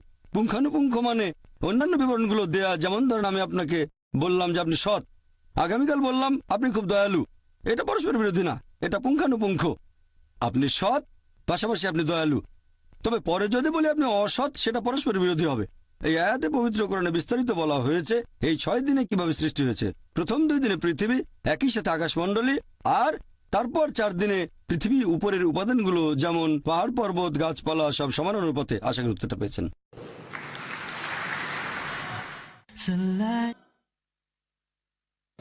হ্যাঁ ভাই। আমার নাম মহেশ, বোম্বে থেকে এসেছি। আমি গত 6 বছর ধরে দুবাই আর অন্যান্য দেশে আপনার লেকচার শুনতে গিয়েছি। আজকেও আপনি খুব সুন্দরভাবে বিভিন্ন বিষয় নিয়ে কথা বললেন। আমি খালিস টাইমসে ইসলামিক ফোকাস নিয়মিতভাবে পড়ি, আর আমি পবিত্র কোরআন পড়েছি যখন সৌদি আরবে ছিলাম। আপনি কি একটু ব্যাখ্যা করে বলবেন যে তাকওয়া জিনিসটা আসলে কি, আর কোরআনের সূরা আল ফাতিহা? ভাই মাশাআল্লাহ, ভাই মহেশ বোম্বে থেকে এসেছেন, আমিও থাকি বোম্বে।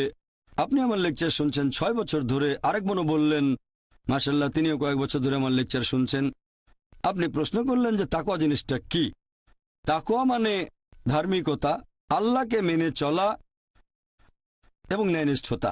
একটা হাদিস আছে তাকওয়া সম্পর্কে, বলছে এটা অনেকটা এরকম, আপনি হাঁটছেন একটা জঙ্গলের মধ্যে, গাছপালায় অনেক কাঁটা আছে, আপনি ভয় পাচ্ছেন আপনার পোশাক সেই কাঁটায় বেঁধে যেতে পারে, সেজন্য আপনি খুব সাবধানে আপনার পোশাকটা বাঁচিয়ে সেই কাঁটায় ভরা জঙ্গলের মধ্য দিয়ে হাঁটছেন। তাকওয়া হচ্ছে এরকম। মূলত এটা হচ্ছে আল্লাহকে মেনে চলা, ধার্মিকতা, ন্যায়নিষ্ঠতা। এই হচ্ছে সংক্ষেপে তাকওয়া শব্দের মানে। আমি এখন আপনাদের দাওয়াত দিচ্ছি, যেহেতু আপনি আমার লেকচারগুলো দেখেছেন আর শুনেছেন গত 6 বছর ধরে, আরেক বোনও শুনেছেন কয়েক বছর, দুজনেই থাকেন বোম্বে শহরে।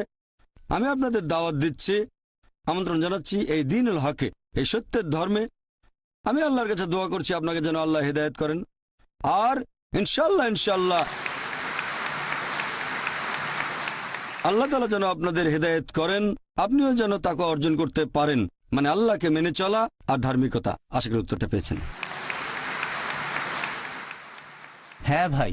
আপনি বাইবেলের উদ্ধৃতি দিতে গিয়ে একেবারে শাব্দিক অর্থ করে ফেলেছেন যে বাইবেল আমাদের এই শিক্ষা দিচ্ছে। আর আমি যতটুকু জানি যে গত কয়েকশো বছর ধরে বাইবেলের বিভিন্ন রূপক গল্প, সেগুলোর শাব্দিক অর্থগুলো এখন আর ধরা হয় না। এর পেছনের অর্থটাই হলো আসল। আমার প্রশ্নটা হলো যে ইসলাম ধর্মে কি এরকম কিছু করার চেষ্টা হয়েছে যেখানে শাব্দিক অর্থটা ধরা হবে না, বরং এর পেছনের অর্থটাকে গ্রহণ করা হবে, কোরআনে যেসব কথা বলা হয়েছে? ভাই আপনি প্রশ্ন করলেন যে আমি বাইবেলের উদ্ধৃতি দিয়েছি আর সবকিছুর শাব্দিক অর্থ করেছি, তবে গত কয়েকশো বছর ধরে রূপক অর্থগুলো নেওয়া হচ্ছে। রূপক গল্প কোরআনেও আছে, পবিত্র কোরআনেও রূপক আছে। আর কোনো কথা যদি কোরআনে বলা হয়, অনেক সময় দেখা যায় যে একটা শব্দের অনেকগুলো মানে আছে। যদি একটা শব্দের 5-6টা অর্থ হয়, হতে পারে সবগুলোই সঠিক, অথবা হয়তো একটা অর্থ ধরতে হবে।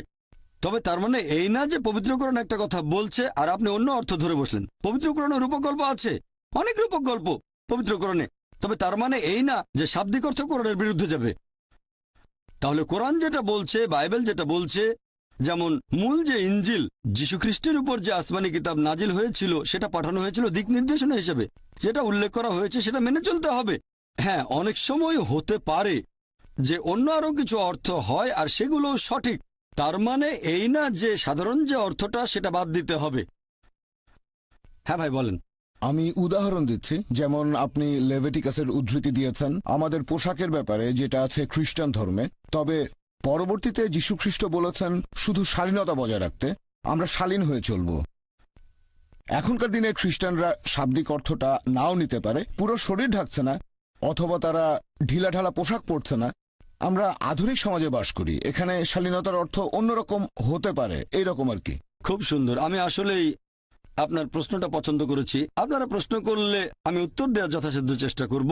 ভাই একটা উদাহরণ দিলেন যে আমি লেভিটিকাস থেকে বলেছি, আসলে লেভিটিকাসের উদ্ধৃতি না, বলেছিলাম ডিউটেরোনমি অধ্যায় 22 অনুচ্ছেদ 5, যেখানে শালীনতা সম্পর্কে বলা হয়েছে 1 তিমথি অধ্যায় 2 অনুচ্ছেদ 9, তারপর 1 করিন্থিয়ান্স অধ্যায় 11 অনুচ্ছেদ 5 থেকে 7 শালীনতা। এখন আপনি আমাকে বলছেন বাইবেলে যীশুখ্রিস্ট যখন বলছেন শালীনতা বজায় রাখতে হবে, এখানে শাব্দিকভাবে হলেও তিনি পোশাকের কথা বলেননি, বলেছেন সমাজের শালীনতার কথা। এটা হচ্ছে আপনার ব্যাখ্যা বাইবেল সম্পর্কে। আসুন দেখি যীশুখ্রিস্ট নিজের মুখে কি বলেছেন। যীশুখ্রিস্ট তার নিজের মুখে বলেছেন, গসপেল অফ ম্যাথিউ অধ্যায় নম্বর 5 অনুচ্ছেদ 17 থেকে 20, এটা ভেবো না যে আমি নবীগণের বিধি ব্যবস্থা ধ্বংস করতে এসেছি। আমি ধ্বংস করতে আসিনি, বরং পূরণ করতে এসেছি। আকাশমণ্ডলে পৃথিবী লোপ না হওয়া পর্যন্ত এই বিধি ব্যবস্থার বিন্দু বিসর্গ লোপ হবে না, সবই পূরণ হবে। কেউ যদি এসব আদেশের মধ্যে সামান্য আদেশ অমান্য করে আর অন্যকে তা করতে শেখায়, তাহলে সে স্বর্গরাজ্যে তুচ্ছ বলে গণ্য হবে। আর যারা এই বিধি ব্যবস্থা পালন করে আর অন্যকে তা করতে শেখায়, তারা স্বর্গরাজ্যে মহান বলে গণ্য হবে। যদি তোমাদের ন্যায়নিষ্ঠতা শিক্ষক আর ফরিসিদের ন্যায়নিষ্ঠতা থেকে বেশি না হয়, তাহলে তোমরা স্বর্গরাজ্যে প্রবেশ করতে পারবে না। এখানে আমি কিং জেমস ভার্সনের অনুবাদটা পড়ে শোনালাম, মেমোরি থেকে বললাম। এটা কিং জেমস ভার্সনের বাংলা অনুবাদ, গসপেল অফ ম্যাথিউ, অধ্যায় নাম্বার 5, অনুচ্ছেদ হচ্ছে 17 থেকে 20। তাহলে যীশুখ্রিস্ট বলেছেন, যদি এই বিধি ব্যবস্থা সামান্য আইন অমান্য করেন, যেটা হচ্ছে ওল্ড টেস্টামেন্টে, আপনি তাহলে স্বর্গরাজ্যে ঢুকতে পারবেন না। এখন ওল্ড টেস্টামেন্টে বলা হয়েছে মহিলারা এমন কোনো পোশাক পরবে না যেটা পুরুষেরা পরে, আর পুরুষেরা এমন কোনো পোশাক পরবে না যেটা মহিলারা পরে থাকে। আর আপনি আমাকে বললেন যে ভাই জাকির, এটা আসলে শাব্দিক অর্থ। এখন সমাজ বদলে গেছে। আর যীশুখ্রিস্ট বলেছেন, তিনি শান্তিতে থাকুন, যদি বিধি ব্যবস্থার সামান্য আইন অমান্য করেন তাহলে বেঁচতে যেতে পারবেন না। এখন আপনি কি বলবেন যীশুখ্রিস্ট আমাদের ভুল পথে পরিচালিত করার জন্য এসেছেন? মোটেই না। তিনি পরিষ্কার বলেছেন, আকাশমণ্ডল ও পৃথিবী লোপ না হওয়া পর্যন্ত এই বিধি ব্যবস্থার বিন্দু বিসর্গও লোপ হবে না, সবই পূরণ হবে। এটা আসলে পরে প্রচার করেছে পল, সেন্ট পল, যিনি নিজেই নিজেকে যীশুখ্রিস্টের শিষ্য বলে দাবি করেন। তিনিই বলেছেন, দেখো বিধি ব্যবস্থাকে ক্রুশবিদ্ধ করা হয়েছে। এটা পলের শিক্ষা। যীশুখ্রিস্ট কখনো এরকম শিক্ষা দেননি। কাকে বিশ্বাস করবেন, যীশুখ্রিস্টকে বিশ্বাস করবেন নাকি সেন্ট পলকে? তারপর যীশুখ্রিস্ট আরো বলেছেন, যদি তোমাদের ন্যায়নিষ্ঠতা শিক্ষক আর ফরিসিদের ন্যায়নিষ্ঠতার চেয়ে বেশি না হয়, যদি ইহুদিদের চেয়ে উন্নত না হও, স্বর্গরাজ্যে প্রবেশ করতে পারবে না। তার মানে বাইবেলের ওল্ড টেস্টামেন্টে যেসব কথা বলা হয়েছে, শুকরের মাংস খাবে না, শালীনতা বজায় রাখবেন, সবকিছু মানতে হবে। এজন্য আপনি দেখবেন যে চার্চে যারা নান সিস্টার, তাদের পোশাক মুসলিম মহিলাদের মতো। আপনি কি মা মেরির কোনো ফটোগ্রাফ দেখেছেন? তার পুরো শরীর ঢাকা, মাথায় কাপড়, কবজি পর্যন্ত ঢাকা, পায়ের গোড়ালি পর্যন্ত। আমি জানি না ভবিষ্যতে কি হবে, আল্লাহ জানেন। মা মেরিকে হয়তো স্কার্ট পরতে হতে পারে, আপনাদের ভাষায় এটাই উন্নতি। তবে আসলে তার পুরো শরীর ঢাকা। নানদের ব্যাপারটা একই রকম, নানদের পুরো শরীর ঢাকা। কেন? আর ইসলাম ধর্মে মুসলিম মহিলারা নানদের মতোই। প্রত্যেক মুসলিম মহিলা ধার্মিকতার কথা যদি বলেন, সে হবে ধার্মিক আর শালীন। এখানে আমি বলবো, খ্রিস্টান বলতে যদি তাদের বোঝানো হয় যারা যীশু খ্রিস্টের শিক্ষাগুলো মেনে চলে, তাহলে আমরা মুসলিমরা খ্রিস্টানদের চেয়ে আরো বেশি খ্রিস্টান। হ্যাঁ ভাই, আমি বলতে চাচ্ছি যে বর্তমানের এই আধুনিক সমাজ ব্যবস্থায় আমরা আধুনিকভাবে সবকিছুর ব্যাখ্যা করব। আমরা সব ক্ষেত্রে শাব্দিক অর্থটা হয়তো ধরব না। আপনি যেভাবে ধর্মগ্রন্থের উদ্ধৃতি দিলেন সেভাবে ধরব না। আমরা বোঝার চেষ্টা করব যে যীশুখ্রিস্ট তিনি এই কথাগুলো দিয়ে আসলে কি বোঝাতে চেয়েছিলেন। আমরা ওল্ড টেস্টামেন্টের কথাগুলো মেনে চলব, তবে হয়তো শাব্দিক অর্থ না, বোঝার চেষ্টা করব তিনি কি বুঝিয়েছেন এই পোশাকের কথা বলে। যিশু বলেছেন এগুলো না থাকলে স্বর্গে যেতে পারবে না। এখন আধুনিক একজন মানুষ, সে হয়তো এই কথাটাকে অন্যভাবে ব্যাখ্যা করতে পারে, অন্যভাবে দেখতে পারে। ভাই আপনার কথাটা যদি মেনে নেই যে প্রত্যেক যুগে নতুন ব্যাখ্যা দেয়া হবে, তাহলে এই বাইবেলের প্রয়োজনটা কি? কোরআনের প্রয়োজন কি? যদি আপনি বারবার যুগের সাথে তাল মিলিয়ে ব্যাখ্যা করতে থাকেন আর আধুনিক সমাজের দৃষ্টিভঙ্গি যদি বাইবেলের ভেতরে ঢোকাতে চান, তাহলে বাইবেলের প্রয়োজনটা কি? বাইবেল তাহলে দরকার হবে কেন? কেন প্রয়োজন হবে বাইবেল? আপনি এভাবে বলতে পারেন যে বিজ্ঞান আর প্রযুক্তি আরো উন্নত হলে আপনি বাইবেল আরো ভালোভাবে বুঝতে পারবেন, কোরআন ভালোভাবে বুঝতে পারবেন, তাহলে আমার কোনো আপত্তি নেই। কিন্তু যদি বলেন আধুনিক সমাজ ব্যবস্থার উপর ভিত্তি করে আমরা নতুন ব্যাখ্যা করব, কোরআন আর বাইবেলের এটার কোনো মানেই হয় না। আল্লাহ আমাদের সৃষ্টিকর্তা, তিনি জানেন কোনটা আমাদের জন্য ভালো। আপনি বলতে চাচ্ছেন আল্লাহ কি এটা জানেন না? আল্লাহকে ছোট করে দেখছেন। এটার মানে আপনি বলতে চাচ্ছেন যে আল্লাহ জানেন না সমাজ ব্যবস্থায় পরিবর্তন আসে। যদি পবিত্র কোরআন পড়ে দেখেন, যদিও এটা নাজিল হয়েছে 1400 বছর আগে, তারপরও কোরআনের এমন একটা কথা আপনি দেখাতে পারবেন না যেটা প্রতিষ্ঠিত কোনো বৈজ্ঞানিক তথ্যের বিরুদ্ধে যায়। এটা জানেন? বিজ্ঞান দিনে দিনে যতই উন্নত হোক, জ্ঞান বিজ্ঞানে মানুষ যতই উন্নত হোক, তারপরও কোরআনের একটা কথাও ভুল প্রমাণ করতে পারবে না। হয়তো চিন্তা ভাবনা করার জন্য একটা নতুন ধারা পাবো। যদি বিজ্ঞান উন্নত হয়, তাহলে আমরা হয়তো কোরআনের কিছু কথা আরো ভালো করে বুঝতে পারবো। এখনো বিজ্ঞানে আমাদের জানাটা খুবই সীমিত, সেজন্য কোরআনের বেশ কিছু আয়াত এখনো হয়তো আমরা বুঝতে পারি না। তার মানে এই না যে আধুনিক সমাজ ব্যবস্থার সাথে তাল মিলিয়ে সেই কথাটার একটা ব্যাখ্যা দিয়ে দেবেন। যতই আধুনিক সমাজ বদলাক, বিধি ব্যবস্থা একই রকম থাকবে। মহিলারা হিজাব পালন করবে, পুরুষরা দৃষ্টি সংযত রাখবে। কানাডার মতো ঘটনা ঘটবে না, সেখানে এখন পুরুষ পুরুষকে বিয়ে করে। ইসলাম ধর্ম সবসময় সংখ্যাগরিষ্ঠতায় বিশ্বাস করে না, বিশ্বাস করে সত্যকে। সত্য জিতবে, বিজয়ী হবেই। আর যীশু খ্রিস্ট নিজের মুখেই বলেছেন, সত্যকে খোঁজো, সত্য তোমাকে মুক্তি দেবে। আমরা এমন গণতন্ত্রে বিশ্বাস করি না। হয়তো আজকে বললেন ঠিক আছে সমকামীরা বিয়ে করতে পারবে, তারপর শালীনতা বদলে গেছে, মহিলারা কম কাপড় পরবে। এগুলো হচ্ছে মানুষের বানানো আইন। আমাদের সবাইকে সৃষ্টি করেছেন আল্লাহ তাআলা, তিনি জানেন আমাদের জন্য কোনটা ভালো আর কোনটা খারাপ। সেজন্য ধর্ম মানে একটা জীবন দর্শন। আমরা আল্লাহ তাআলার দিক নির্দেশনাগুলো মেনে চলি, শুধুমাত্র তাহলে সত্যের পথে থাকবেন। আশা করি উত্তরটা পেয়েছেন।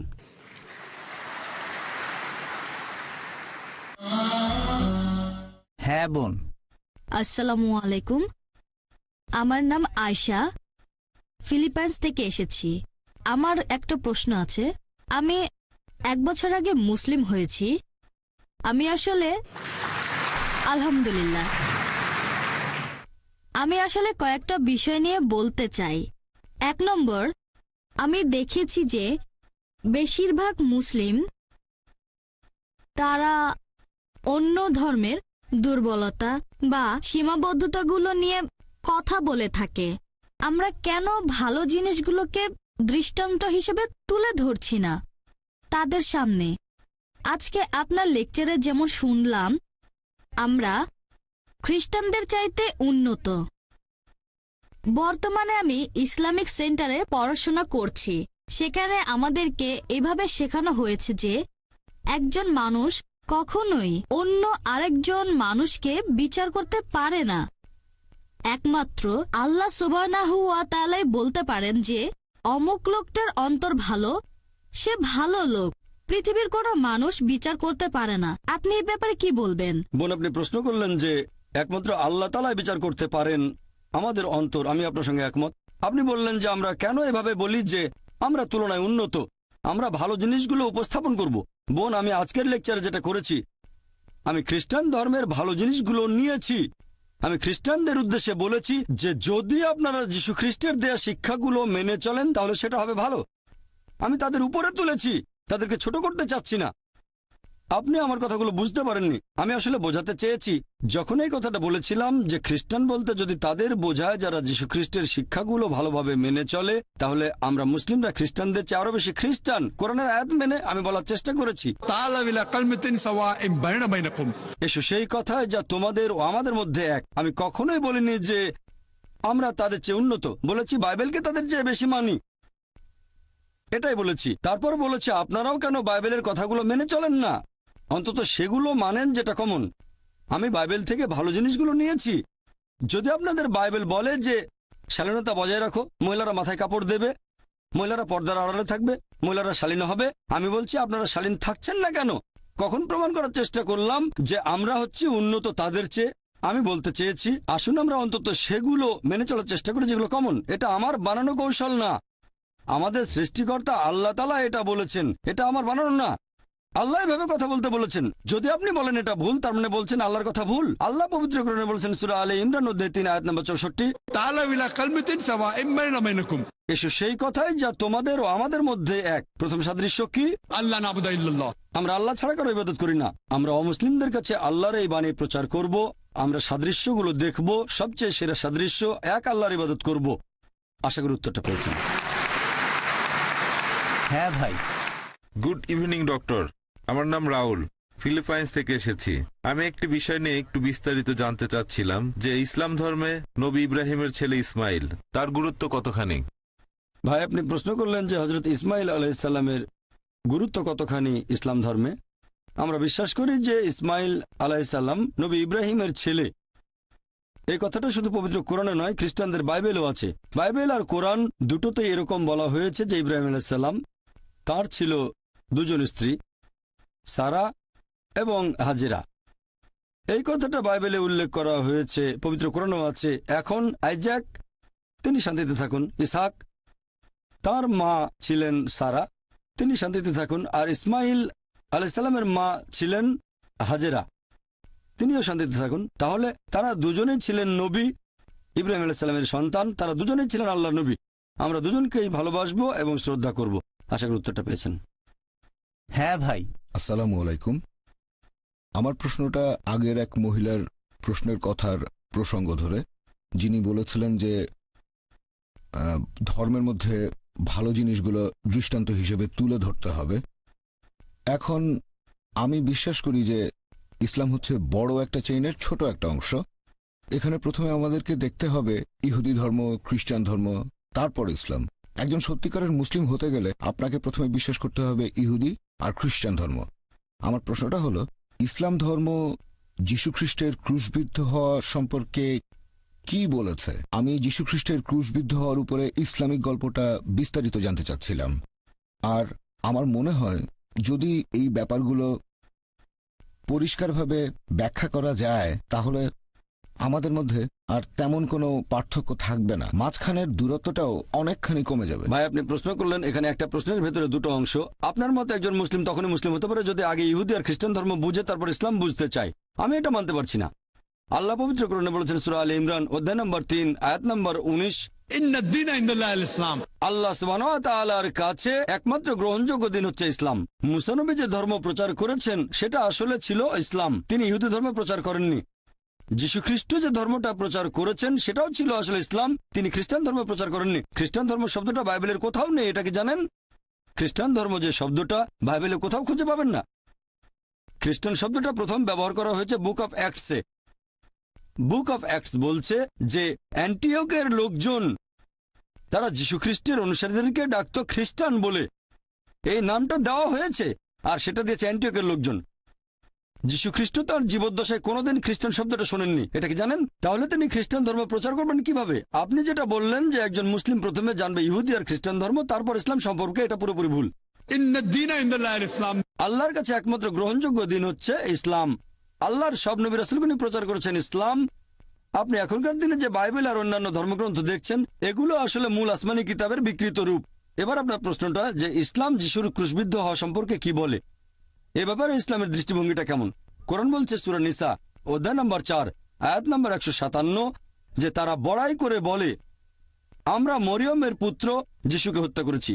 ইহুদিরা তারা বড়াই করে বলে আমরা মরিয়মের পুত্র যিশুকে হত্যা করেছি। وما قتلوا وما صلبوا তারা তাকে হত্যা করেনি, তাকে ক্রুশবিদ্ধও করেনি, ولكن شبه لهم কিন্তু তাদের এরকম বিভ্রম হয়েছিল। যারা তার সম্পর্কে মতভেদ করেছিল তারা সংশয়যুক্ত ছিল, إلا اتباع الظن অনুমান ছাড়া তাদের কোনো জ্ঞানই ছিল না। وما قتلوا يقينا। আর এটা ছিল নিশ্চিত যে তারা তাকে হত্যা করেনি। তাহলে পবিত্র কোরআন অনুযায়ী ইহুদিরা বড়াই করে বলেছিল তারা যিশু আলাইহিস সালামকে হত্যা করেছে, তবে তারা তাকে হত্যা করেনি, তাকে ক্রুশবিদ্ধও করেনি, কিন্তু তাদের এরকম বিভ্রম হয়েছিল। যারা মতভেদ করেছিল তারা সংশয়যুক্ত ছিল, অনুমান ছাড়া তাদের কোনো জ্ঞান ছিল না। এটা নিশ্চিত তারা তাকে হত্যা করেনি। তাহলে পবিত্র কোরআনের ভিত্তিতে আমরা বিশ্বাস করি যীশু খ্রিস্ট ক্রুশবিদ্ধ হয়ে মারা যাননি। মানুষের এরকম বিভ্রম হয়েছিল। আমি একটা বিতর্ক করেছিলাম যে যীশু খ্রিস্ট কি সত্যি ক্রুশবিদ্ধ হয়েছিলেন। ক্রুসিফিক্সন মানে কোনো ব্যক্তি ক্রুশবিদ্ধ হয়ে মারা যাওয়া। সেই বিতর্কে আমি প্রমাণ করেছিলাম যে যীশু খ্রিস্ট আসলে ক্রুশবিদ্ধ হয়ে মারা যাননি। এটার কোনো ইংরেজি শব্দ নেই যে একজনকে ক্রুশবিদ্ধ করা হয়েছে কিন্তু সে মারা যায়নি। তাই আমরা নতুন একটা শব্দ চালু করেছি, ক্রুসিফিকশন। FICTION, ফিকশন, ফিকশন না, FIXION না। আমরা বিশ্বাস করি এটা হলো ক্রুসিফিকশন, CRUCIFICTION, তবে ক্রুসিফিকশন না, FIXION। আমি সেই বিতর্কে প্রমাণ করেছিলাম যে তিনি ক্রুশবিদ্ধ হয়ে মারা যাননি। এখানে একটু সংক্ষেপে বলি যাতে খ্রিস্টান ভাই বোনেরা বুঝতে পারেন। অল্প কথা এখানে প্রমাণ করে দেখাচ্ছি যীশু খ্রিস্ট ক্রুশবিদ্ধ হয়ে মারা যাননি, তিনি ক্রুশবিদ্ধ হয়ে মারা যাননি। একবার যীশু খ্রিস্টকে জিজ্ঞেস করা হলো, লোকজন বলল হে প্রভু আমাদের কিছু নিদর্শন দেখান। এটা পাবেন বাইবেলে গসপেল অফ ম্যাথিউ অধ্যায় নম্বর 12 অনুচ্ছেদ 38। যীশু বললেন তোমরা পাপী আর ব্যভিচারী জাতি আমার কাছে নিদর্শন দেখতে চাচ্ছ? কোন নিদর্শনই দেখানো হবে না শুধুমাত্র ইউনুসের নিদর্শন বাদে। যেভাবে ইউনুস ছিলেন 3 দিন এবং 3 রাত একটা তিমি মাছের পেটে, সেই একইভাবে মানবপুত্র থাকবেন 3 দিন এবং 3 রাত পৃথিবীর বুকের ভেতরে। এখন যারা খ্রিস্টান ধর্মের অনুসারী তারা ইউনুসের নিদর্শনটা জানেন। ওল্ড টেস্টামেন্টের বুক অফ জোনা, এটা মাত্র 1 পাতার বই, 2 পৃষ্ঠা। যদি কোনো খ্রিস্টানকে ইউনুসের নিদর্শন সম্পর্কে জিজ্ঞেস করেন তিনি আমাদের বলবেন নবী ইউনুসকে আল্লাহ তাআলা বলেছিলেন যে তুমি নিনেভ শহরে যাও, কিন্তু তিনি আল্লাহর আদেশ অমান্য করে চলে গেলেন জপায়। তারপর যখন তিনি জাহাজে ভ্রমণ করছেন তখন হঠাৎ ঝড় উঠল, আর তখন মানুষজন এরকম চিন্তা করত যে হঠাৎ ঝড় উঠেছে, তার মানে নিশ্চয়ই কেউ আল্লাহ তাআলার আদেশ অমান্য করেছে। সবাই ভয় পেয়ে গেল।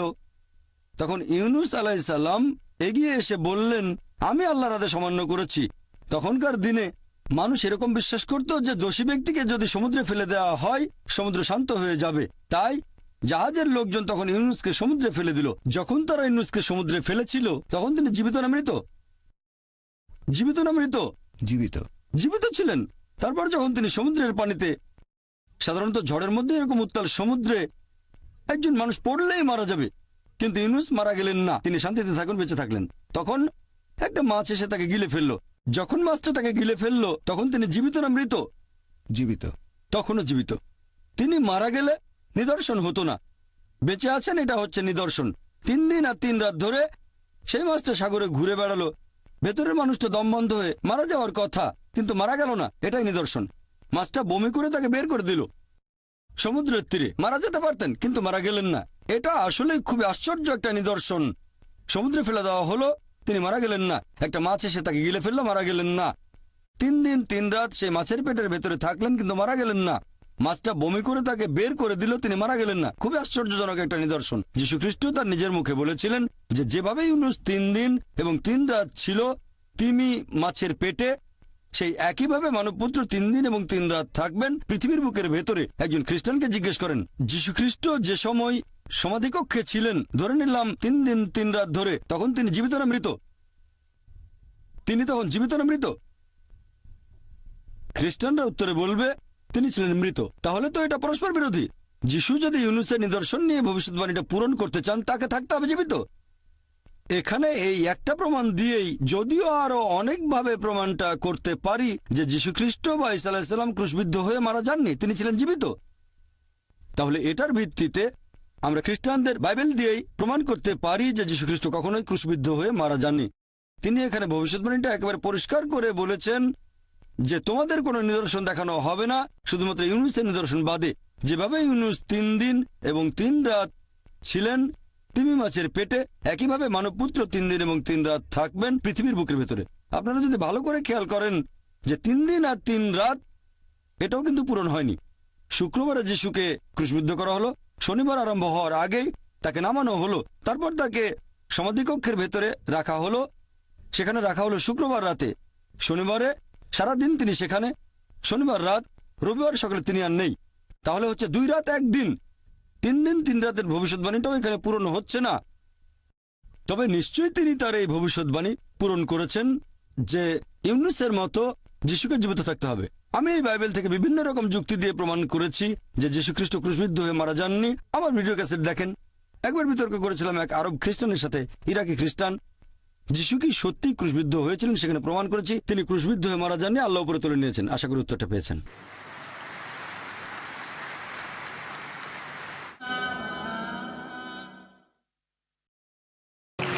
এবারে পরের প্রশ্ন করছেন একজন অমুসলিম ভাই সামনের মাইক থেকে। প্রথমে আপনাকে ধন্যবাদ জানাচ্ছি আমাদের প্রশ্নগুলোর উত্তর দেওয়ার জন্য, এতে সবার উপকার হচ্ছে।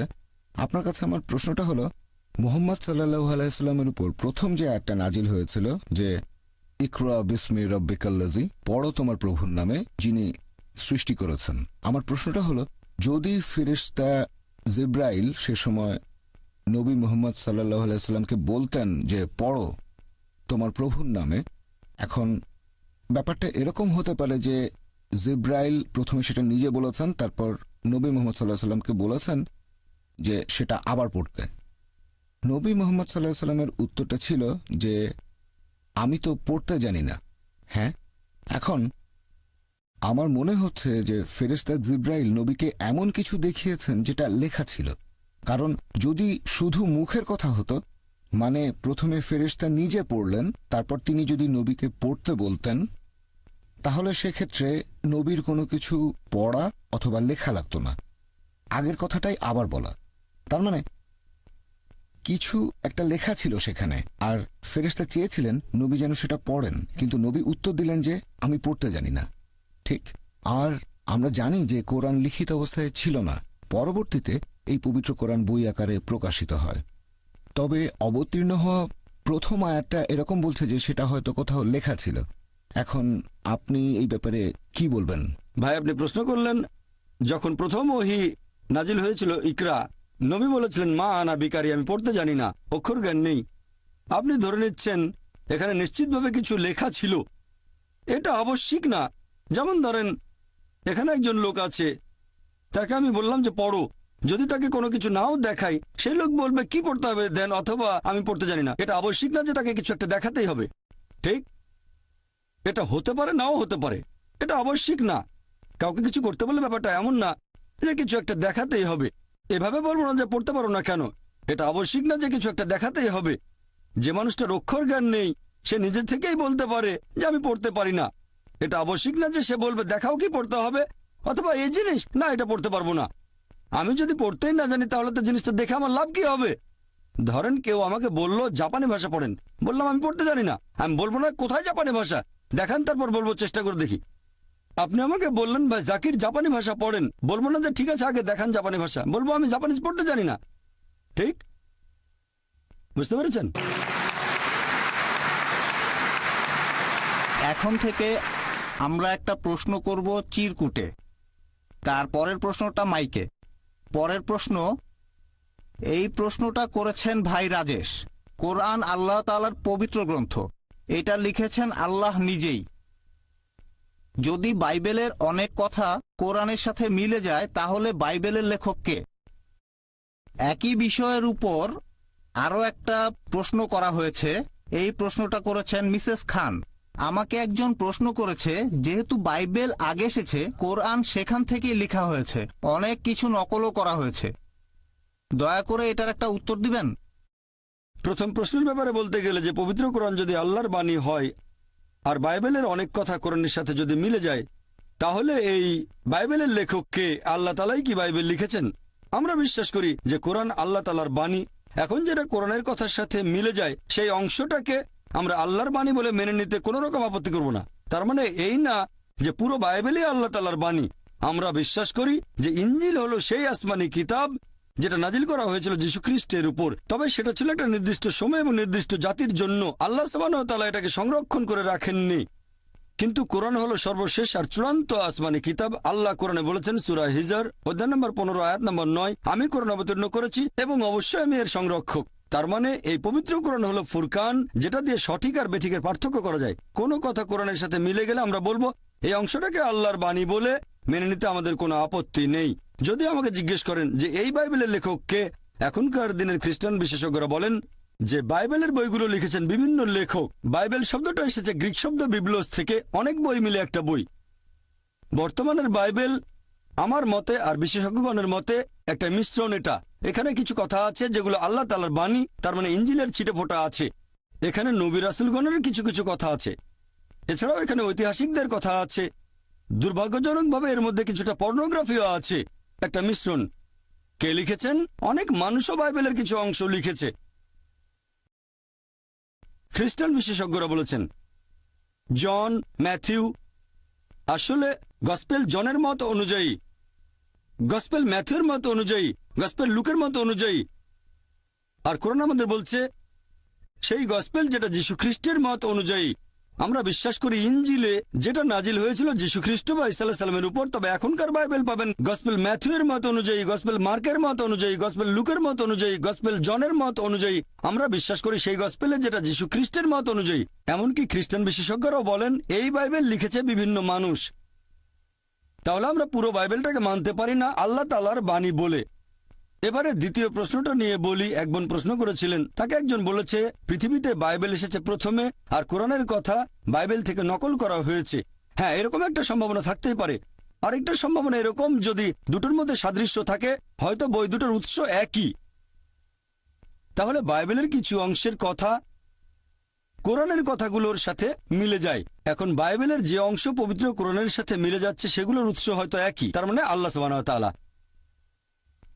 কিন্তু যদি বলেন যে কোরআন নকল করা হয়েছে, তাহলে একই যুক্তিতে বলা যায় যে যীশু খ্রিস্ট ওল্ড টেস্টামেন্ট থেকে নকল করেছিলেন। তখন খ্রিস্টানরা বলবে না। আমরা বিশ্বাস করি যে আসমানি কিতাবগুলোর মূল কথা সবসময় একই ছিল, তার মানে হচ্ছে তৌহিদ, এক আল্লাহতে বিশ্বাস করা। আসলে মূল কথাটা একই, কিন্তু ভেবে দেখেন বাইবেলের মধ্যে প্রায় কয়েকশো বৈজ্ঞানিক ভুল আছে। আপনি যদি বলেন বাইবেল থেকে নকল করা হয়েছে, আর অনেকেই বলেন নাউজুবিল্লাহ যে নবী মুহাম্মদ সাল্লাল্লাহু আলাইহি ওয়াসাল্লাম কথাগুলো বাইবেল থেকে নকল করেছেন, তার মানে নবী মুহাম্মদ সাল্লাল্লাহু আলাইহি সাল্লাম বাইবেলের যে কথাগুলো বৈজ্ঞানিক ভুল সেগুলো নেননি, তাহলে তো তিনি বড় বিজ্ঞানী। বাইবেল থেকে যদি নকল করেন, বাইবেল বলছে যে চাঁদের আলো তার নিজস্ব আলো, পবিত্র কোরআন বলছে চাঁদের আলো আসলে প্রতিফলিত আলো। বাইবেল বলছে জেনেসিস অধ্যায় 1 অনুচ্ছেদ 16 থেকে 19 চাঁদের আলো তার নিজস্ব আলো। আর কোরআন বলছে সূরা ফুরকান অধ্যায় 25 আয়াত নম্বর 61 চাঁদের আলো হচ্ছে প্রতিফলিত আলো। তাহলে নবী মুহাম্মদ সাল্লাল্লাহু আলাইহি সাল্লাম তিনি বাইবেল থেকে নিয়ে সেটা শুধরে দিয়েছেন আর বললেন না এটা নিজস্ব আলো না প্রতিফলিত আলো। এটা সম্ভব না। কোরআনে এমন অনেক কথা আছে যেটা বিজ্ঞান জেনেছে কিছুদিন আগে। কোরআন সেটা 1400 বছর আগে বলেছে। কোনো মানুষের পক্ষে এগুলো লেখা সম্ভব না। কোরআনে যে কথাগুলো আছে কোরআন কখনোই নকল করা হয়নি। এজন্য আমার ভিডিও ক্যাসেট দেখেন বিজ্ঞানের আলোকে কোরআন ও বাইবেল, সেখানে বিস্তারিত জানতে পারবেন। সেখানে আমি প্রমাণ করেছি যে কোরআন বাইবেল থেকে নকল করা হয়নি। কোরআন হচ্ছে ফুরকান, যে মানদণ্ড দিয়ে সঠিক আর বেঠিকের পার্থক্য করবো। আশা করি উত্তরটা পেয়েছেন। হ্যাঁ ভাই। আমার নাম পল, আমি এখানেই থাকি, পেশায় একজন ম্যানেজার। আমি আপনার কাছে 3টা প্রশ্ন করতে চাই। গত প্রায় 3 ঘন্টা ধরে অপেক্ষা করছি। 1 নম্বর হলো মৃত্যু আসলে 2 প্রকার, একটা হলো শরীরের মৃত্যু আর অন্যটা আত্মার মৃত্যু। এক ভাই এখানে প্রশ্ন করেছিলেন যদি আপনি ইসলাম ধর্ম ত্যাগ করেন তাহলে সেজন্য আপনাকে মৃত্যুদণ্ড দেয়া হবে। খ্রিস্টানদের বাইবেলে ঈশ্বর আমাদের বলেছেন যদি আমাকে না চেনো আমিও তোমাকে চিনি না। আর আমার মতে এই সরল কথাটা আত্মার মৃত্যুর কথা বলছে। একজন মানুষ যখন স্বেচ্ছায় ঈশ্বরকে অবহেলা করল, শেষ বিচারের দিনে যখন সে ঈশ্বরের সামনে দাঁড়াবে তখন ঈশ্বর তার উদ্দেশ্যে বলবেন তুমি তো আমাকে চেনোনি তাই আমিও তোমাকে চিনি না। আর এটাই হলো আত্মার মৃত্যু। এটা আসলে আমার নিজস্ব মত। একদিন আমি আর আমার স্ত্রী দুবাইয়ের রাস্তায় হাঁটছিলাম, তখন চোখে পড়ল ইসলামের উপর বেশ কিছু সিডি আর বই। আমি সিঙ্গাপুর থেকে এসেছি। আমি ব্রিটিশ নাগরিক, তবে সিঙ্গাপুরে ছিলাম 23 বছর ধরে। আমি কোলাকুলি করেছি অনেক মুসলিমের সাথে, হিন্দু আর বৌদ্ধদের সাথে। ব্রিটেন থেকে দূরে ছিলাম বলেই অনেক মানুষের সাথে পরিচিত হতে পেরেছি, যেটা ব্রিটেনে থাকলে হয়তো সম্ভব হতো না। আপনার আজকের লেকচারটা আমার খুবই ভালো লেগেছে আর মনে হয়েছে এটা আরো আগে শুনলে অনেক ভালো হতো।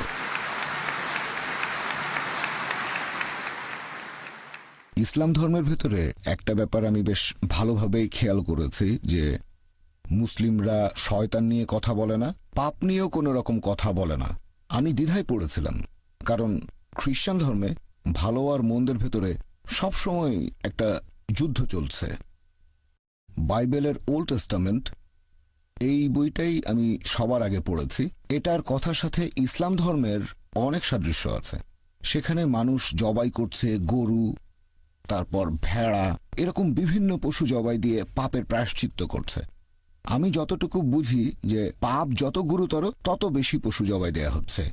তারপর মন্দিরের সামনে বিশাল বড় একটা বেদিতে এই পশুগুলোকে আগুনে পোড়ানোর ব্যবস্থা করা হয়। এই নিয়মটা বন্ধ হলো কেন? ইসলাম ধর্ম যখন ওল্ড টেস্টামেন্ট থেকে অনেক কিছুই গ্রহণ করেছে, মানে আমি ওল্ড টেস্টামেন্ট সম্পর্কে যতটা জানি, ইব্রাহিমের একজন স্ত্রীর নাম ছিল সারা। আপনারা কিভাবে জানলেন? আপনারা জেনেছেন কারণ লিপিবদ্ধ করা হয়েছে। তাহলে কি আপনি এটা মানবেন যে নিউ টেস্টামেন্ট, সেখানে যেসব মানুষজন এর বইগুলো লিখেছেন তারা কি এখানে সত্যি কথা বলেছেন? আশা করছি আপনি আমার এই প্রশ্নগুলোর উত্তর দেবেন। তারা কি সত্যি কথা বলছেন নাকি সেখানে সবকিছুই বানানো কথা? আর এছাড়াও এখনকার দিনে আমরা কেন সেই আগের মতো আমাদের পাপের প্রায়শ্চিত্ত করার জন্য পশু হত্যা করছি না? কারণ তাহলে আমরা ক্ষমা পেতে পারি। আমি শেষ যে পয়েন্টটা নিয়ে কথা বলবো, আমি নিজেও এটা জেনে খুব অবাক হয়েছিলাম। এটা জেনেছিলাম সিঙ্গাপুরে। যিশুকে যখন ক্রুশবিদ্ধ করা হয়েছিল তখন সেখানে বেশ কিছু ঐতিহাসিক বাস করতেন। তারা খ্রিস্টান ছিল না। তারা আসলে কোন ধর্মের ছিল সেই ব্যাপারে কোনো রেফারেন্সই নেই। তারা লিখেছিলেন যে যীশু খ্রিস্ট নামে একজন মানুষ ছিলেন, আমরা মানি তিনি ছিলেন, আর মুসলিম হিসেবে আপনারাও এটা মানেন যে তিনি ছিলেন, আর তাকে সে সময় ক্রুশবিদ্ধ করা হয়েছিল। এখন এটা বাইবেলে লিপিবদ্ধ করেছেন সেই সব মানুষজন যাদের ব্যাপারে আমি জিজ্ঞাসা করেছিলাম, যেমন মার্ক, ম্যাথিউ, লুক আর জন পৃথিবীতে ছিলেন। এখন এগুলো কি সবই বানানো গল্প? কারণ অন্যান্য আরও অনেক ঘটনাও তো লেখা আছে। যীশু খ্রিস্টের বিভিন্ন কথা, সেগুলো লাল কালি দিয়ে লেখা আছে রেড লেটার বাইবেলে। আমরা কিভাবে বলতে পারি যে এই ব্যাপারটা ঘটেছে অথবা এই ব্যাপারটা ঘটেনি? দুঃখিত, অনেক লম্বা প্রশ্ন করলাম।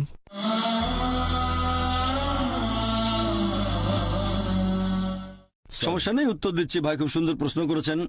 আপনি বললেন যে আমি আমার লেকচারে বলেছিলাম যে নবী ইব্রাহিমের একজন স্ত্রী, তার নাম ছিল সারা, তারা দুজনে শান্তিতে থাকুন। তাদের ব্যাপারে কোত্থেকে জানলাম? বাইবেল থেকে। আপনি প্রশ্ন করলেন যে ইসলাম ধর্মের সাথে ওল্ড টেস্টামেন্টের অনেক সাদৃশ্য আছে। এখন নিউ টেস্টামেন্টের ব্যাপারে আমি বাছাই করছি কেন, লেখকদের বিশ্বাস করছি না কেন। ভাই যে কোনো কিছু হোক, সেটা ওল্ড টেস্টামেন্টের অংশ বা নিউ টেস্টামেন্ট হোক, হিন্দু ধর্মগ্রন্থের অংশ বা অন্য যে কোনো ধর্মগ্রন্থ, আমি একজন মুসলিম হিসেবে যেটা মনে করি, এটা আমার মতামত, অন্যদের মতামতগুলো পরে বলছি। আমি একজন মুসলিম হিসেবে যেটা বলতে পারি, এই পবিত্র কোরআন হচ্ছে ফুরকান, যেটা দিয়ে সঠিক আর বেঠিকের পার্থক্য করা যায়। আমাদের প্রিয় নবী মুহাম্মদ সাল্লাল্লাহু আলাইহি ওয়াসাল্লাম বলেছেন, बल्लिगू अन्नी वलो आया। মাত্র একটা আয়াত জানলেও তা প্রচার করো। আর আহলে কিতাবীদের গ্রন্থ থেকে উদ্ধৃতি দিলেও কোনো সমস্যা নেই। এখন ইহুদি আর খ্রিস্টানদের ধর্মগ্রন্থ সম্পর্কে যদি কিছু বলতে হয়, এখানে 3টা নিয়ম মানতে হবে। নিয়ম নাম্বার 1, যদি সেটা কোরআনের সাথে মিলে যায় তাহলে আমরা কোনো আপত্তি ছাড়াই সেই অংশটাকে আল্লাহর বাণী বলে মেনে নেব, 1 নাম্বার। এরপর 2 নাম্বার, সেটা যদি কোরআনের বিরুদ্ধে যায় তাহলে বাতিল করে দেব। সেটা আল্লাহর বাণী হতে পারে না, সেটা যে লিখুক, পল, ম্যাথিউ, মার্ক, জন, যে লিখে থাকুক। 1 নম্বর নিয়ম, যদি সেটা কোরআনের সাথে মিলে যায়, কারণ এই কথাগুলো আল্লাহর বাণী বলে প্রমাণিত। যদি আমাদের মুসলিমদের কথা বলেন, বৈজ্ঞানিকভাবেও সঠিক। একজন লজিক্যাল মানুষ যদি বুঝতে পারে যে এটা আল্লাহ তাআলার বাণী, তারপর যদি তুলনা করে সেখানে প্রমাণিত জিনিসটার সাথে যদি কিছু মিলে যায়, এটাকে বলা যায় আমাদের স্কেল, দৈর্ঘ্য মাপার ফিতা। জানেন, যখন নিশ্চিত হলাম যে মাপটা সঠিক, তখন সেটাকে আমরা ব্যবহার করি আমাদের ফুরকান হিসেবে। তাহলে যে কথাগুলো আছে ওল্ড টেস্টামেন্ট, নিউ টেস্টামেন্টে, হিন্দু ধর্মগ্রন্থে, বৌদ্ধ ধর্মগ্রন্থে, যেটা কোরআনের সাথে মিলে যায়, সেটাকে আল্লাহর বাণী বলে মেনে নিতে আমাদের কোনো আপত্তি নেই। যেটা পবিত্র কোরআনের বিরুদ্ধে যায়, সহিহ হাদিসের বিরুদ্ধে, সেটা বাতিল করে দেব, সত্যি হতে পারে না। এখন যে কথাটা কোরআনের সাথে মেলে না, আবার কোরআনের বিরুদ্ধেও যায় না, সেটা ঐচ্ছিক। সেটা হচ্ছে ঐচ্ছিক। ঐচ্ছিক মানে সঠিকও হতে পারে, ভুলও হতে পারে। তাহলে যে কথাগুলো আছে বাইবেলের ওল্ড টেস্টামেন্ট আর নিউ টেস্টামেন্টে, সেটা কোরআনের সাথে মিলে গেলে আজকে যে কথাগুলো বলেছি 100%, এই কথাগুলোকে আল্লাহর বাণী বলে মেনে নিতে আমাদের কোনো আপত্তি নেই। এমন অনেক কথা আছে যেগুলো কোরআনের বিরুদ্ধে যায়। আমি ইসলাম আর খ্রিস্টান ধর্মের পার্থক্য নিয়েও একটা লেকচার দিতে পারি। আবার কিছু কথা আছে যেগুলো ঐচ্ছিক, যেটা কোরআনের বিরুদ্ধে যায় না, কোরআনের সাথে মেলেও না। তাই এই কথাগুলো যেগুলো কোরআনের বিরুদ্ধে যায় না বা কোরআনের সাথে মেলেও না, সেগুলো আমাদের জন্য হচ্ছে ঐচ্ছিক। যে কথাগুলো কোরআনের বিরুদ্ধে যায় সেগুলোকে আল্লাহর বাণী বলে মানতে পারি না। তাহলে নিউ টেস্টামেন্ট যারা লিখেছেন, যেটা পবিত্র কোরআনের শিক্ষার বিরুদ্ধে যায়, সেটাকে বাতিল করে দেব। যেটা মিলে যায় বলবো হতে পারে আল্লাহর বাণী। যেটা কোরআনের সাথে মেলে না, আবার বিরুদ্ধেও যায় না, সেটাকে বলবো ঐচ্ছিক। এখন একজন অমুসলিমের ব্যাপারে যদি বলতে হয়, আমরা যুক্তি ব্যবহার করব। ধরেন কোরআন পাশে সরিয়ে রাখলাম। বর্তমানে বিজ্ঞান আর প্রযুক্তি অনেক উন্নত হয়েছে। এখনকার যুগটা বিজ্ঞান প্রযুক্তির যুগ। এখন আপনি যদি বিজ্ঞান আর প্রযুক্তি দিয়ে বাইবেলকে পরীক্ষা করেন, তাহলে দেখবেন বাইবেলে কয়েকশো ভুল। বিশ্বজগৎ সৃষ্টি নিয়ে ভুল বলা হয়েছে। বাইবেল বলছে, একথা আগেও বলেছি, সর্বশক্তিমান ঈশ্বর জেনেসিস অধ্যায় 1 অনুচ্ছেদ 16 থেকে 19, তিনি দুটো মহাজ্যোতি বানালেন। বড়টা মানে সূর্য দিনের বেলায় শাসন করবে, ছোটটা মানে চাঁদ রাজত্ব করবে রাতে। কিন্তু চাঁদের তো নিজস্ব কোনো আলো নেই, এটা বৈজ্ঞানিক ভুল, এই কথা ঠিক না। এরকম আরো অনেক ভুল আছে, অনেক। শুধুমাত্র জেনেসিসের 1 নম্বর অধ্যায়ে আপনি অনেকগুলো ভুল খুঁজে পাবেন। সেখানে অঙ্কের ভুলও আছে, অনেক বৈজ্ঞানিক ভুল আছে, অশ্লীলতা রয়েছে। কোরআন পাশে সরিয়ে রাখেন।